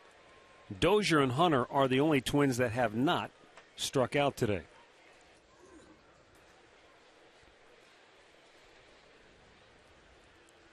Look out. Oh, my. Bat into the seats as Santana goes down for the first time today, and that gives Danny Salazar 10 strikeouts on the afternoon. That's the third bat that we saw go flying. Now, you know those pink bats, they're new. This is the first day they're using them. The pine tar on there, not built up with the rosin. So you've seen 3 of them fly out of the hitter's hands, so still a little slick. They need a little more of the claw. That's 5 consecutive Twins batters who have struck out. As we turn it over to the top of the order, and Brian Dozier looks at a ball down low. Danny had 10 in his first start against Minnesota in 6 innings. Well, guess what? He's in the 6th. He has 10 right now.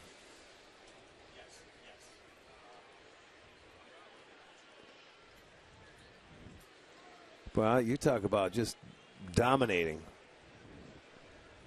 This has been one of those games. Danny Salazar set a career high with 11 strikeouts in his start against the Tigers back on April the 24th. And in that game, the Indians won 13-1. They're up 8-1 here this afternoon, and Salazar is cruising towards that career mark. Back out of play. And for Salazar, 15 swings and misses today. He doesn't have a called strikeout yet on my card. Yeah, he has one. I'm sorry, Bernier, the last one. And other than that, they've all been swinging. High fly ball, left field, near the line, and it is a foul ball. Just in front of the pole and down into the seats. Very similar to Dozier's first swing of the game. It hit the pole. It hit the pole. I said, you can't hit it twice in one day, can you? That's like lightning. You can't strike twice. It's like 2 hole-in-ones on the same day. That's about right. If you'd hit that foul pole twice in one day.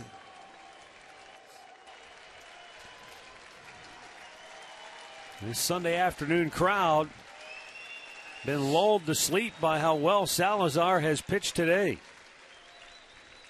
Here's the one and the 2-2. Swing and a miss. He struck him out, and he equals his career high with 11 strikeouts on the day. He has fanned the last 6 Twins hitters in a row.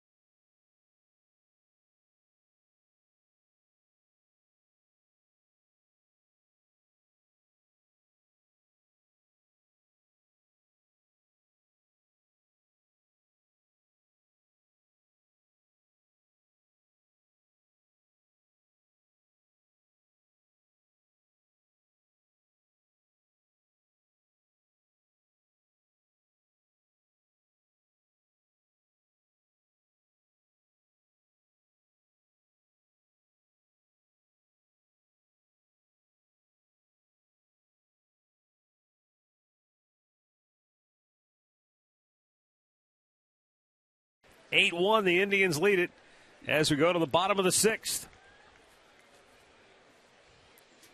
Michael Brantley to lead off for the Tribe. First ball swinging, big chopper to second. And Dozier flips it over, one away.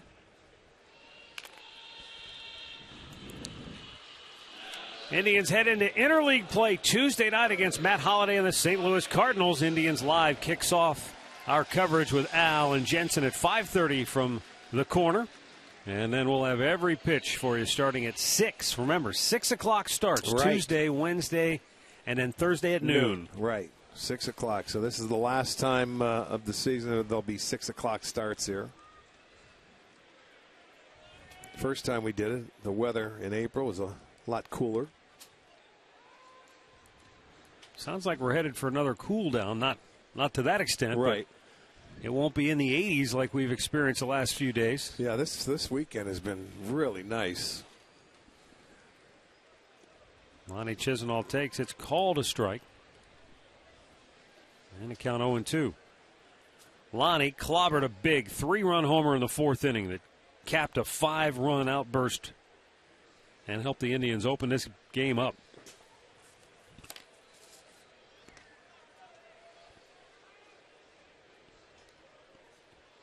Terry Francona giving Brandon Moss a day off.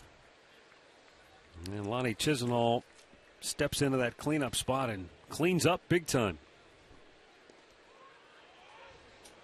Strike 3 called.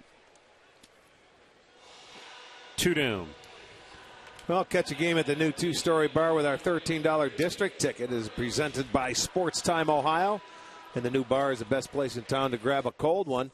And the first drink is on us. Go to Indians.com.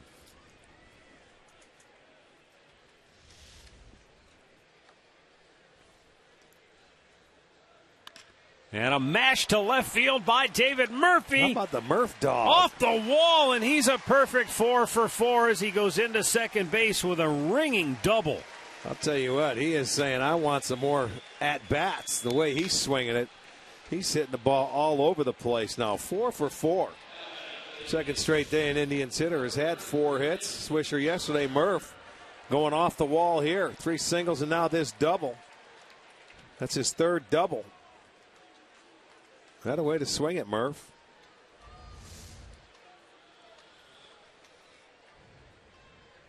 Yeah, now Nick Swisher 0 for 2. 0 for 3 on the day.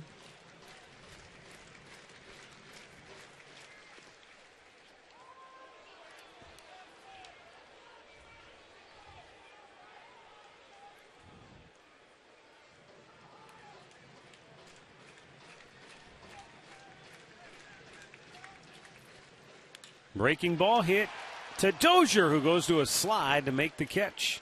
And that'll end the inning. 6 complete. Indians lead it 8-1.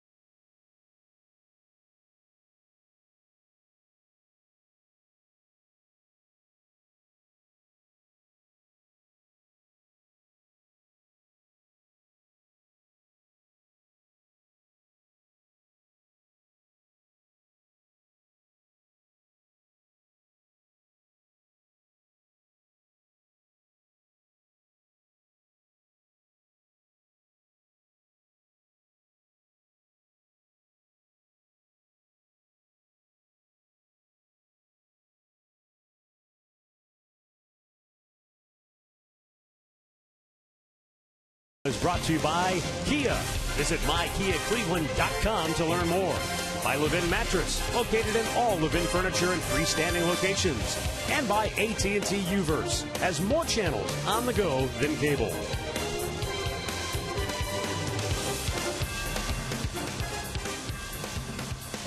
(8-1) Indians lead it. A few ominous clouds moving in off to the west. But we are rolling on to the 7th inning.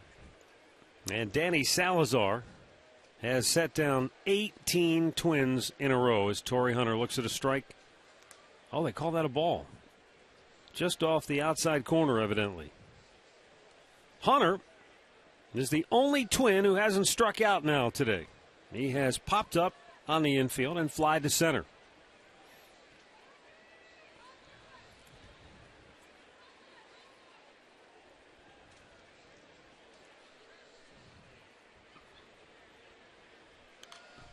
That's back out of play, and now he's down on the count of 1-2.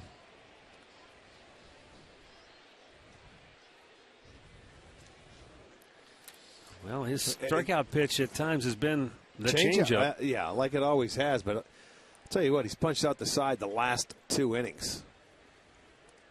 Low and away.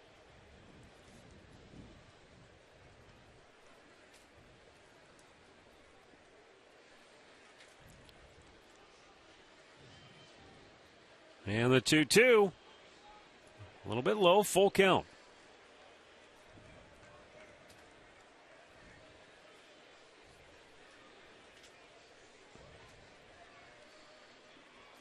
Now the payoff pitch. Chopped to short. Scooped up by Zach Walters. And a perfect throw. 1 down. Let's go back down to Andre. You know, you guys are talking about the light bulb going on for Danny Salazar, and the conversations I've had with him, we've talked about the curveball and being in shape and all those different things. And then the last thing I talked to him about a couple weeks ago was his trip to Columbus. And I'm not saying he went to spring training thinking he was on this roster, but he said when he got to Columbus, he realized he never wanted to be there again, and he was going to do whatever it took to make himself a big league pitcher and never a AAA pitcher again. And maybe, just maybe, that time has come. Well, and again, that goes back to Andre. You never know what it's going to take in form of motivation. Sometimes that motivation comes from within, and maybe that was the case for Danny. Maybe it just didn't click for him until he got to Columbus and said, wait, what am I doing here? Yeah. Well, hopefully you're right. Hopefully it strikes him that way. But, you know, I look at it this way. When you get an opportunity at this level, you should never let that door close. You've got to run through it and push it shut and never want to go back again. But if for whatever reason you do, boy, you've got to work twice as hard. And, you know, it's hard getting to the big leagues. It's tougher staying in the big leagues and being successful because you have to make adjustments all the time. And with his arm, as the Indians thought all along, he's blessed with a terrific arm, and you can see why.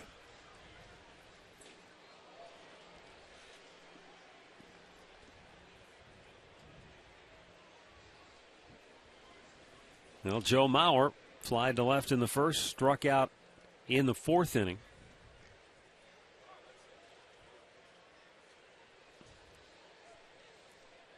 And Salazar's 2-2 out of play.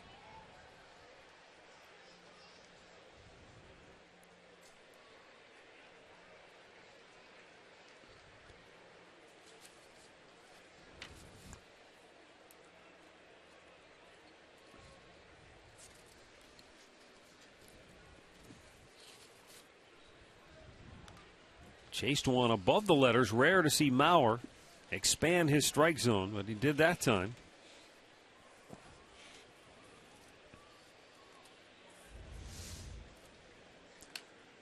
Yeah, not much time to think about if you're going to swing at that pitch or take it. And when it's up there around the letters, once you commit, you better let it fly. 2-2. Smash to first. Santana backpedaling and the flip. 2 down. Well, Keybane's kids tickets start at just $10 for kids 12 and under with the purchase of an adult ticket. Kids tickets located in the new family deck here at the ballpark. Log on to Indians.com.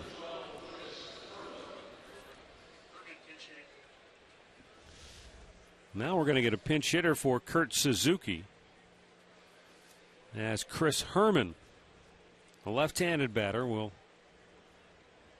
no doubt he'll take over the catching duties after pinch hitting here for Suzuki.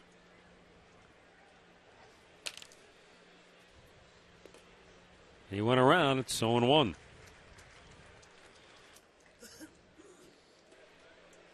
Talk about an unenviable position to be in for Chris Herman.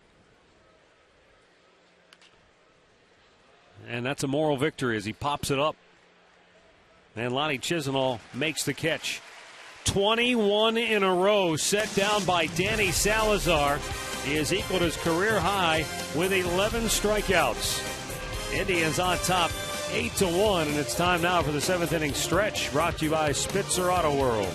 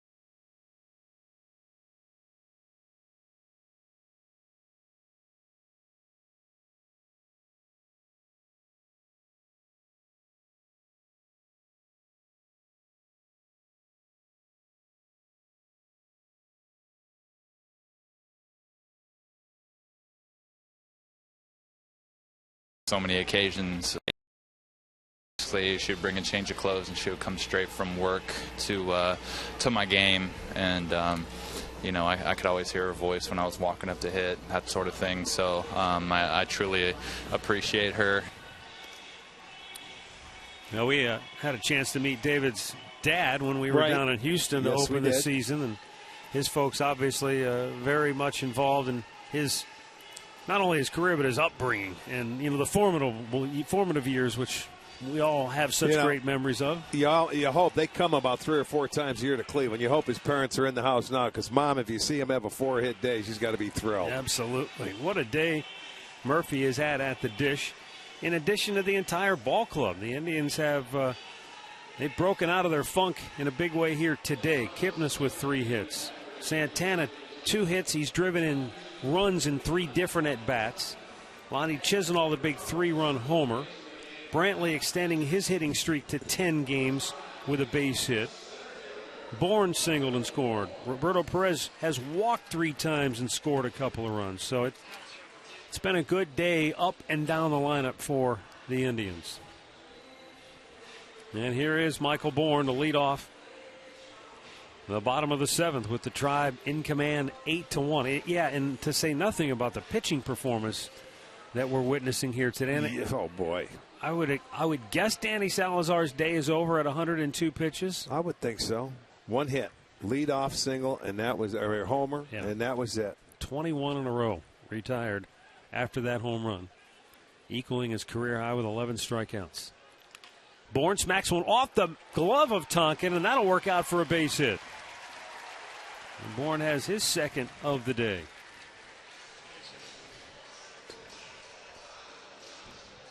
That's the fourth Indian now with the multi-hit game. This one going right off the glove of Tonkin. He didn't have time to settle in and throw a pitch before he gets one rifled back at him. A bouncer goes right off the end of his glove, trickles into right field. Bourne now with his second hit.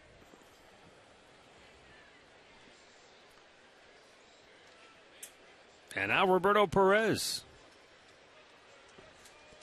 How about Roberto walking 3 times today?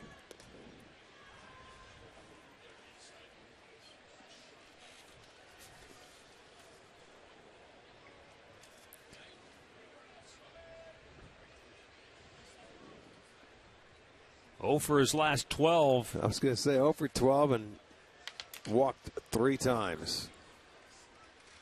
He's kind of like that guy that's in a room full of people and somebody starts talking and he's looking around like, are you talking to me? It's like, you're walking me? Well, sometimes that's what it takes, just to get to see a few pitches and hang in there in that batter's box. Walking is not a bad thing, especially when you're not swinging the bat up to your capabilities. And I guess that's what's even more unique because, and you can speak to this having gone through it, normally when you're in a funk offensively, you leave the on-deck circle and you're down 0-2. Well, and everybody, you want to swing at 3 pitches. You feel you need 3 pitches to hit. Sometimes you don't. When you're in a good groove or you're seeing the ball well, you don't care if you fall down 0-2 because you still have confidence that you can put it in play. But when you're struggling or you're not hitting the ball, boy, you think you need everything. Now maybe this show of patience will be just what the doctor ordered for Perez.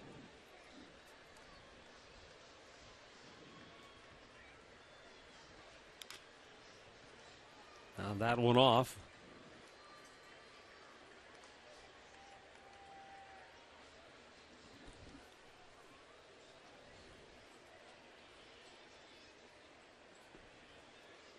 You don't think of right-handed hitters having a big uppercut swing, but that's what I see with Perez a lot of times.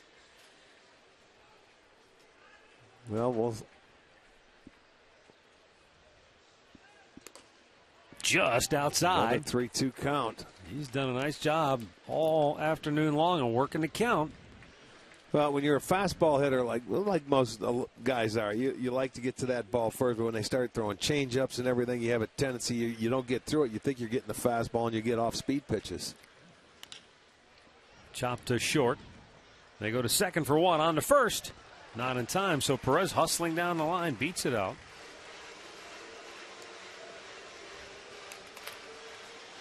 Get inside the golf zone with Jimmy Hanlon tonight. He'll talk about the Players' Championship and give you tips to improve your game. The golf zone tees off tonight at 8 on Sports Time Ohio.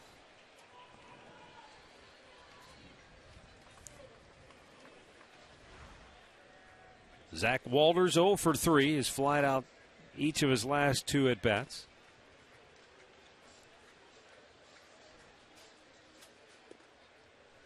And a strike call.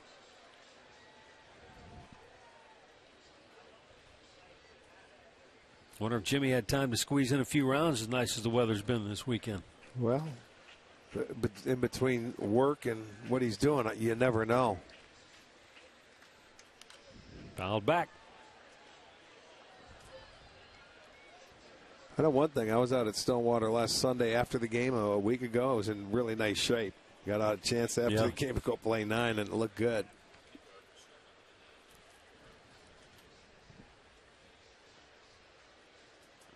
Well, the leaves are bursting on every tree throughout northeastern Ohio.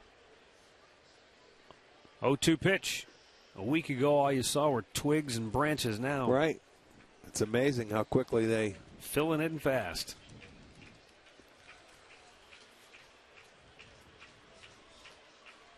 That breeze is starting to pick up, blowing in from left field corner.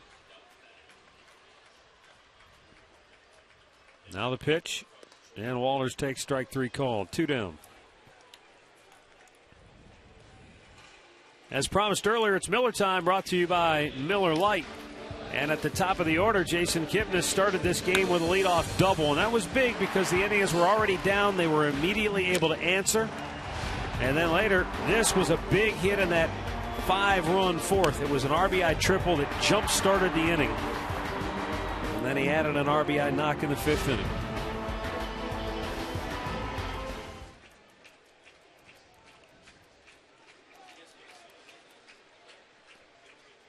He's jumped his batting average to .296.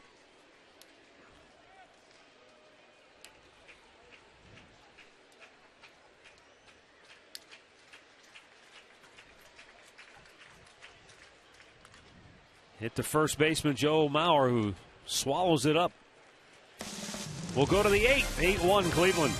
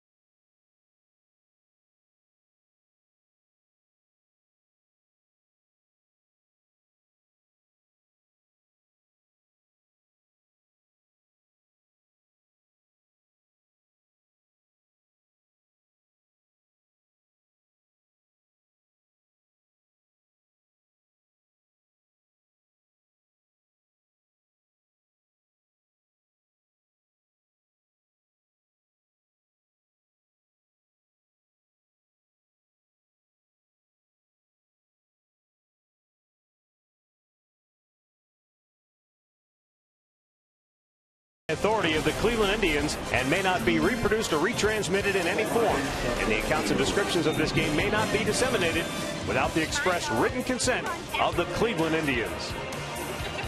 How about a big one?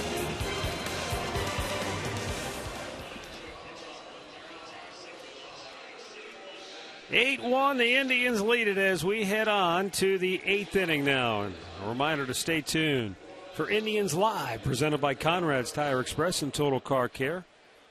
Al Pawlowski, Jensen Lewis will be ready to rock and roll from the corner. We'll have a lot of highlights to look at. A couple of that one big inning in the 4th. Zach McAllister taking over for Danny Salazar. And all the Twins are going to see is more heat. Well, I'll tell you what a start it was by Danny today. Just the one hit, a home run. He had 11 strikeouts, ties his career high. Very dominating today. You know, I wonder, Rick, had Dozier not hit the home run, if he was sitting on a perfect game. Oh, he's got to go back. He's got to go back, even though he's over 100, 102. Oh yeah, perfect game, absolutely. Have to, you right? earn it, yes, no question, no question. 2-1 delivery. I mean that, although it was spoiled, unfortunately, in the first hitter of the game, but absolutely, you go out there. He had 18 swings and misses. He had no hit stuff today. There's no doubt. Yeah. You got a perfect game after 7. You've got 100, 102 pitches, whatever it is. Who cares? You don't look at the pitches. You can go a little longer because there was no stress whatsoever. Truly, without a doubt, the way he pitched today, he had a few 3-2 counts, but most of the at-bats were over pretty quick. He struck out 6 straight hitters at one point. And normally in a ball game, it's the strikeouts that drive up your pitch count. But this is the way the day began. It was the only hit he gave up, and it hit the foul pole. You Yeah. know, you're this close. It could have been foul. It wasn't. He had 3 full counts today and just a dynamite changeup to go with that good fastball. He mixed in a few sliders, but boy, oh boy, he had no-hit stuff today without a doubt. McAllister walks the leadoff man and then fires a strike to Eddie Rosario.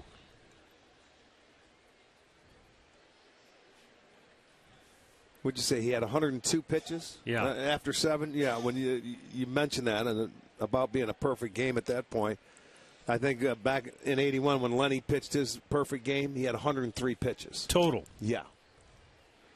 So, but that's not bad. He had 6 outs to go if needed. That's why I'm saying it wouldn't have been that tough.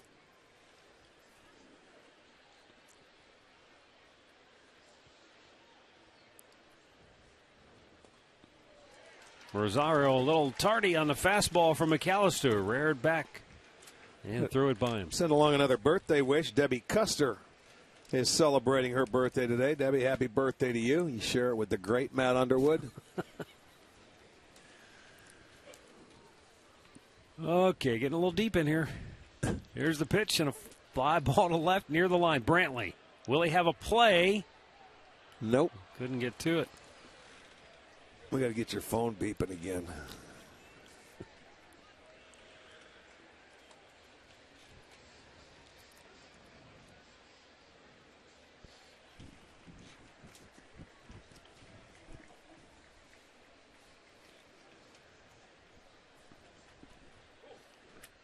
Chili? You knew it.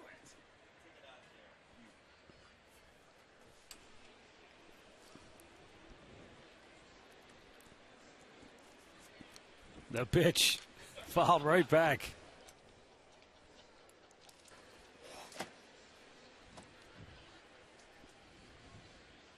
Tell you one of the great things about having a May birthday growing up, a lot of baseball gear for gifts. Yeah.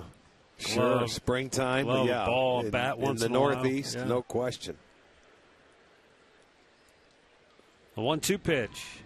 Swung on and missed. McAllister takes care of Rosario. 1 down here in the 8th. Fox Sports Live will get you caught up on a full night of Stanley Cup and NBA playoff action, plus highlights from around the major leagues today. You can see Fox Sports Live tonight on Fox Sports 1 or see it simulcast on Fox Sports Ohio. In tight ball 1 to Doug Bernier, who struck out twice today. How many times has your birthday fallen on Mother's Day?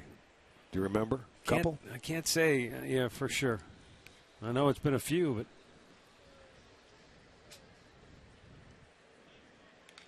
Fouled right back.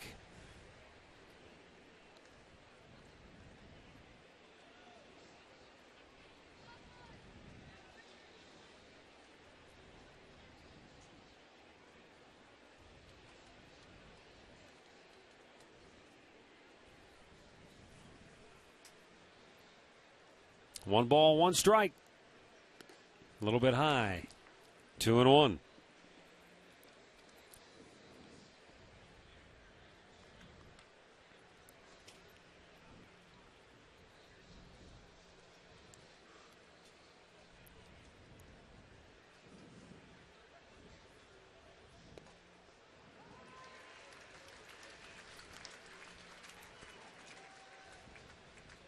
Now McAllister coming into the ball game after Danny Salazar had retired 21 straight. Indians up 7. Talking about a tough act to follow. Bullseye. He strikes out back-to-back hitters after the leadoff walk here in the 8th. And Bernier has struck out 3 times tonight. Yeah, now that's 13 strikeouts for Indians pitching, or I should say for Salazar and McAllister. Little comeback fastball, perfect pitch. Gets a called third.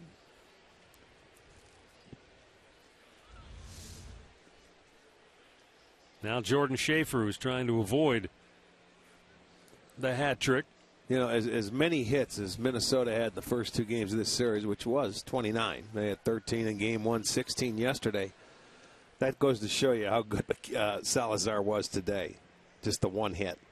And not just what they've done in the first 2 days, but over the last 15 games, we told you at the top of our telecast, they've been the best team in baseball, record-wise, runs, average. I mean, they've been doing it all. So this is a team that not only were they hot in this weekend, but they've been hot for a couple of weeks now. Well, yes. Last 25 games through the, from April 15th, they're as good as anybody in baseball. I believe them in Houston. They were a game and a half today behind Kansas City coming into this game. Kansas City, Detroit will be playing tonight. And they sort of been like flip-flopping. One would win and go a half a game up, then the other guy would win. So, no telling what's going on. But, for Minnesota, which everybody, when you start the year, they weren't even in the conversation. No. But what happens? They're out there. They're playing their tails off right now. And you and I can attest to how they were truly not in the conversation, because we'll finish that story when we come back, because Zach McAllister just mows down the Twins the same way Danny Salazar did for much of the afternoon. Strikes out 3 in a row to end the 8th.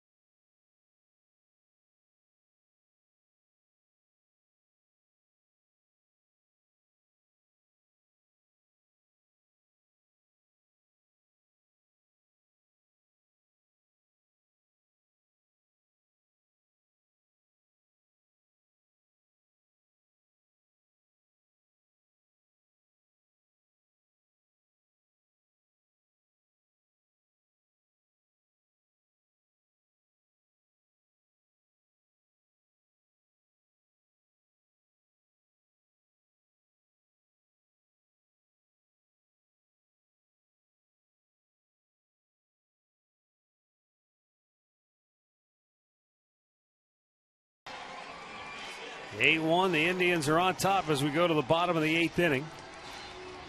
Stay tuned for Indians Live, presented by Conrad's Tire Express and Total Car Care. It's coming up next here on Sports Time Ohio.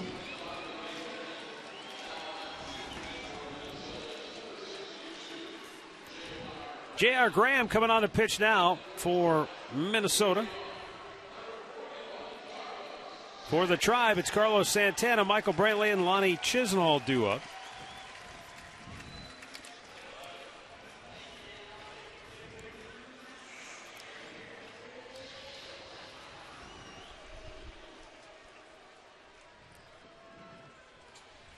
Boy, as great a day as Danny Salazar had with 11 strikeouts in 7 innings, Michael Pineda of the Yankees has struck out 16 Baltimore Orioles through 7 innings.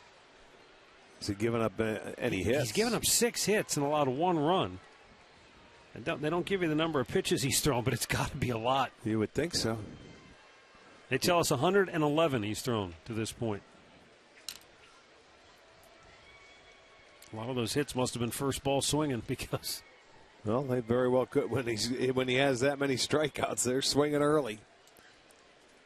Carlos Santana breaks his bat. And Danny Santana has it for out number 1.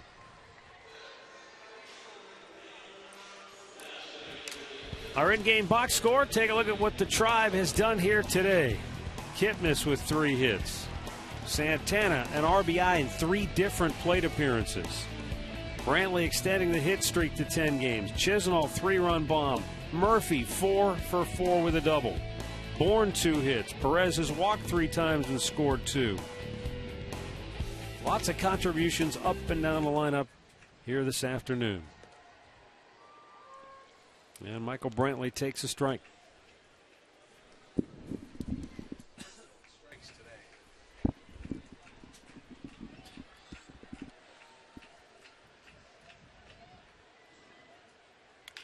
And a ground ball to second base. Dozier throws out Brantley, 2 away.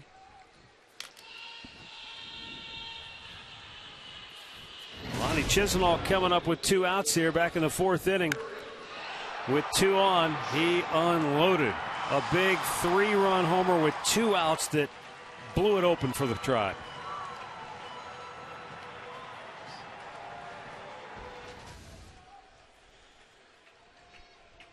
Terry Francona changing things up a little bit today, giving Brandon Moss a breather, inserting Chisenhall into the number 4 spot where he's had good career numbers. And he did not disappoint in a clutch spot in that 4th inning.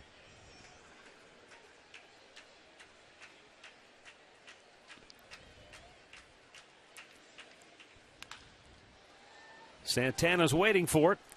Throws him out, and the Indians go 1-2-3. We'll go to the 9th. It's 8-1 Cleveland.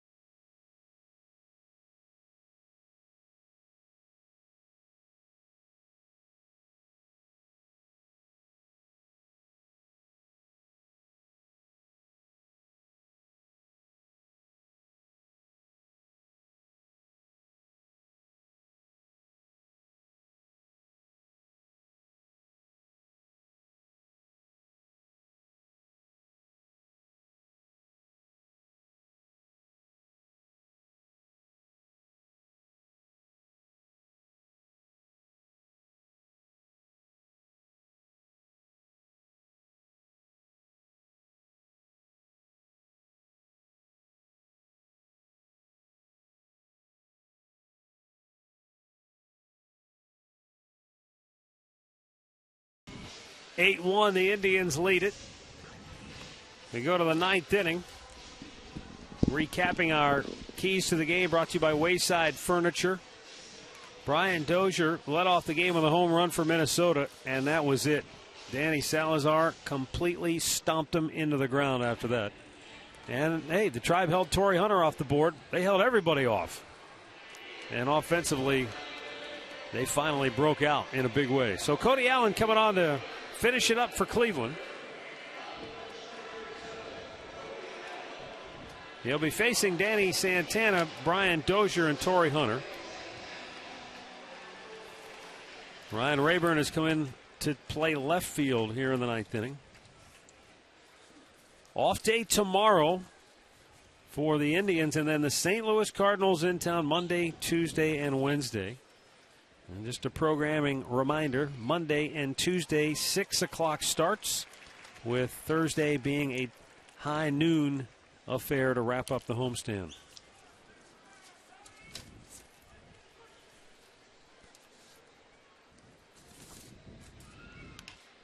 Right back to Cody Allen. 1 away.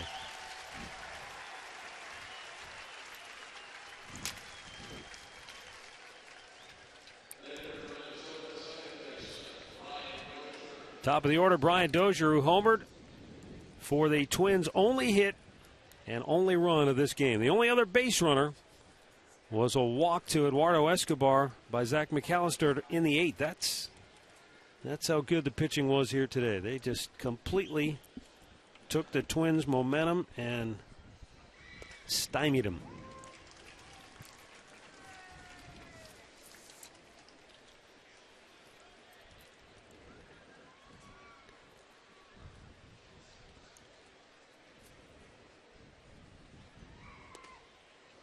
Strike called on the outside corner. Allen not messing around. Going over there and firing strikes.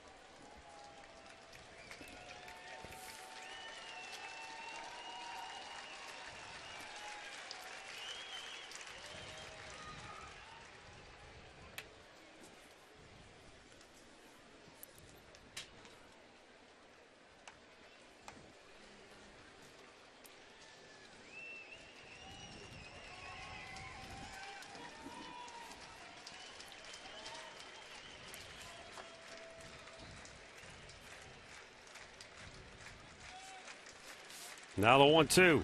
Breaking ball, popped him up. Santana gives it a look, but it's out of play.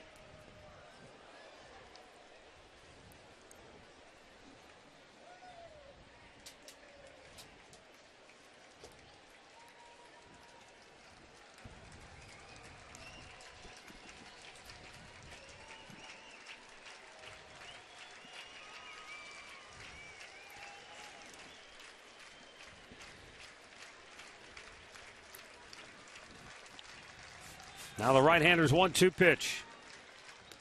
Upstairs with it.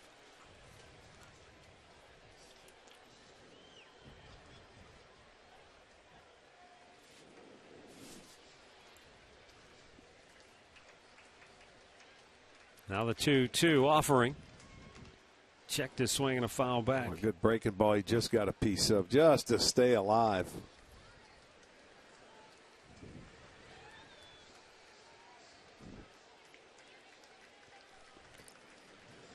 Boy, if nobody reaches in this 9th inning for Minnesota, their final line score will be 1-1-1-1.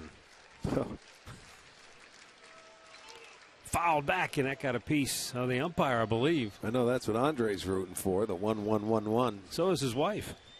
It's her birthday. She wants a little bigger gift, a little bigger present, and he might be able to come through with that now.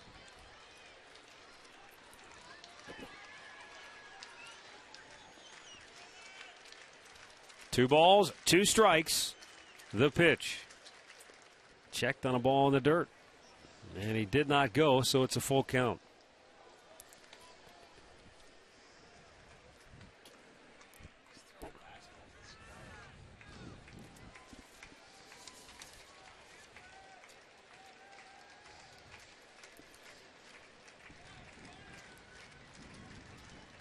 And the payoff pitch.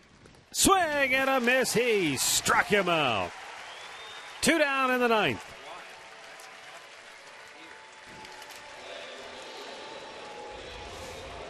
th strikeout for Indians pitching today. He throws a 3-2 heater up in the zone. Dozier swings through it. Minnesota down to their last out. Torrey Hunter 0 for 3 on the day. He's popped up, flied out, grounded out. He's the only Twins batter that has not struck out. At least among the starters. Chris Herman did come on for Suzuki in the 7th inning and popped up his only time to the plate. Hunter, who came in 7 for 9 in the series, looks at the ball down low, 1-1.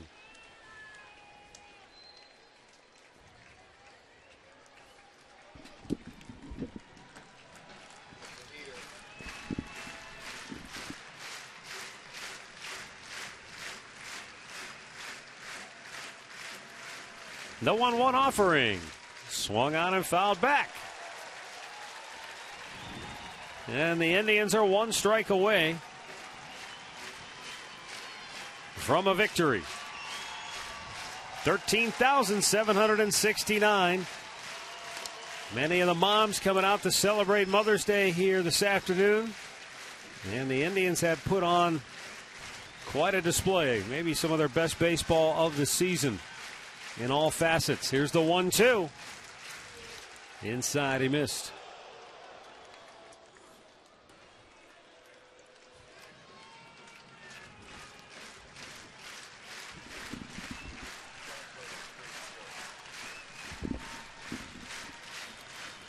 And now Cody Allen lets it fly, and it's low, a full count.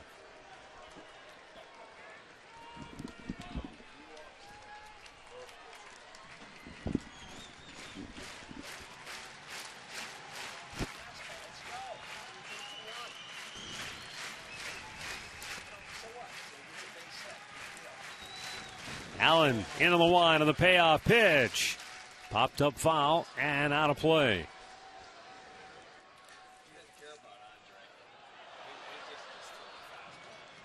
This is game number 30, and yet only the 12th appearance of the year for Cody Allen. Maybe due to the sporadic nature of the work, he just hasn't been as sharp. But he's trying to make it a 1-2-3 ninth and end the game. The payoff pitch. And it's low, ball 4. And that's been the bugaboo that concerns you with Cody Allen as you look farther down the road this year, Rick, because he's walked 9 in 10 2/3 innings of work now on the year. That and the fact that the opposition's got a .349 batting average against him. But the walks are what you're going to give up some hits. But when you walk a guy and then give up a hit in the closer's role, that can be disastrous. And, he goes out there to get some work in. Of course, he hasn't been used as often as normal, but 8-1 game here. You can't walk anybody. You got to go be aggressive and throw strikes. If they hit their way on, it's one thing. Out goes Roberto Perez as Joe Mauer took a ball down low.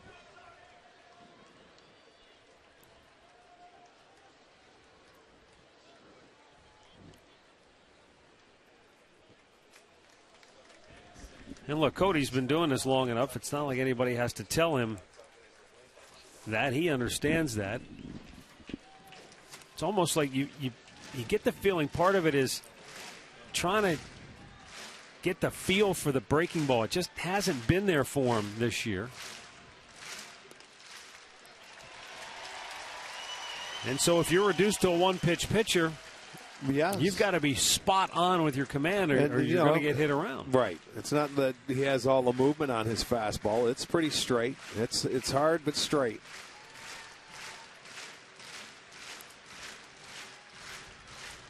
The 1-1. Hit on the ground, up the middle and through. Torrey Hunter's going to come around and score. And so the base hit by Mauer gives him his 16th RBI on the year. And it's now an 8-2 ball game. As Chris Herman now steps to the plate. There you'll see that fastball. Mauer takes it right back up the middle.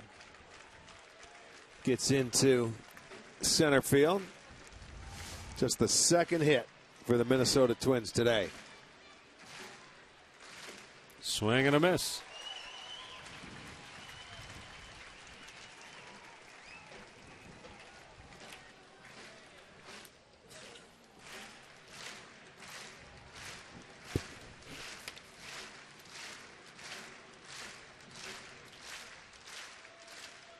Cut it in on him. And it's 0-2.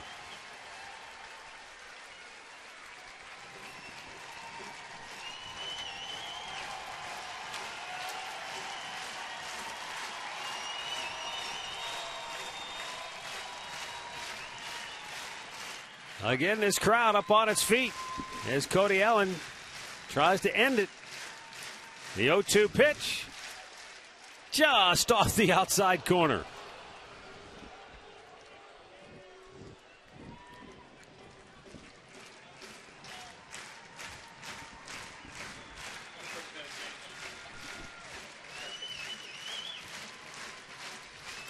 Now the 1-2. Swing and a miss. He struck him out, and that's the ball game. The Indians end their 3-game losing streak with a convincing 8-2 win over the Twins here in the series finale. behind nearly flawless pitching by Danny Salazar, who went 7 innings and gave up 1 run on 1 hit, retired the last 21 in a row, and struck out a career-high equaling best 11 Minnesota batters. With the win, the Indians go to 11-19. Minnesota leaves town at 18-14 on the year. Salazar with the win is now 4-1. The losing pitcher is Trevor May. He goes to 2-3 on the year. And, of course, in addition to the great pitching by Danny Salazar, the Indians' offense really broke out big time today, and it was a lot of fun to watch because everybody practically had a hand in it. Yeah, and that's when they've had games like that, they've scored their 13 runs, against Detroit, against Kansas City, and they score here. Everybody's been a part of it and has chipped in, and that's what this team has to do offensively.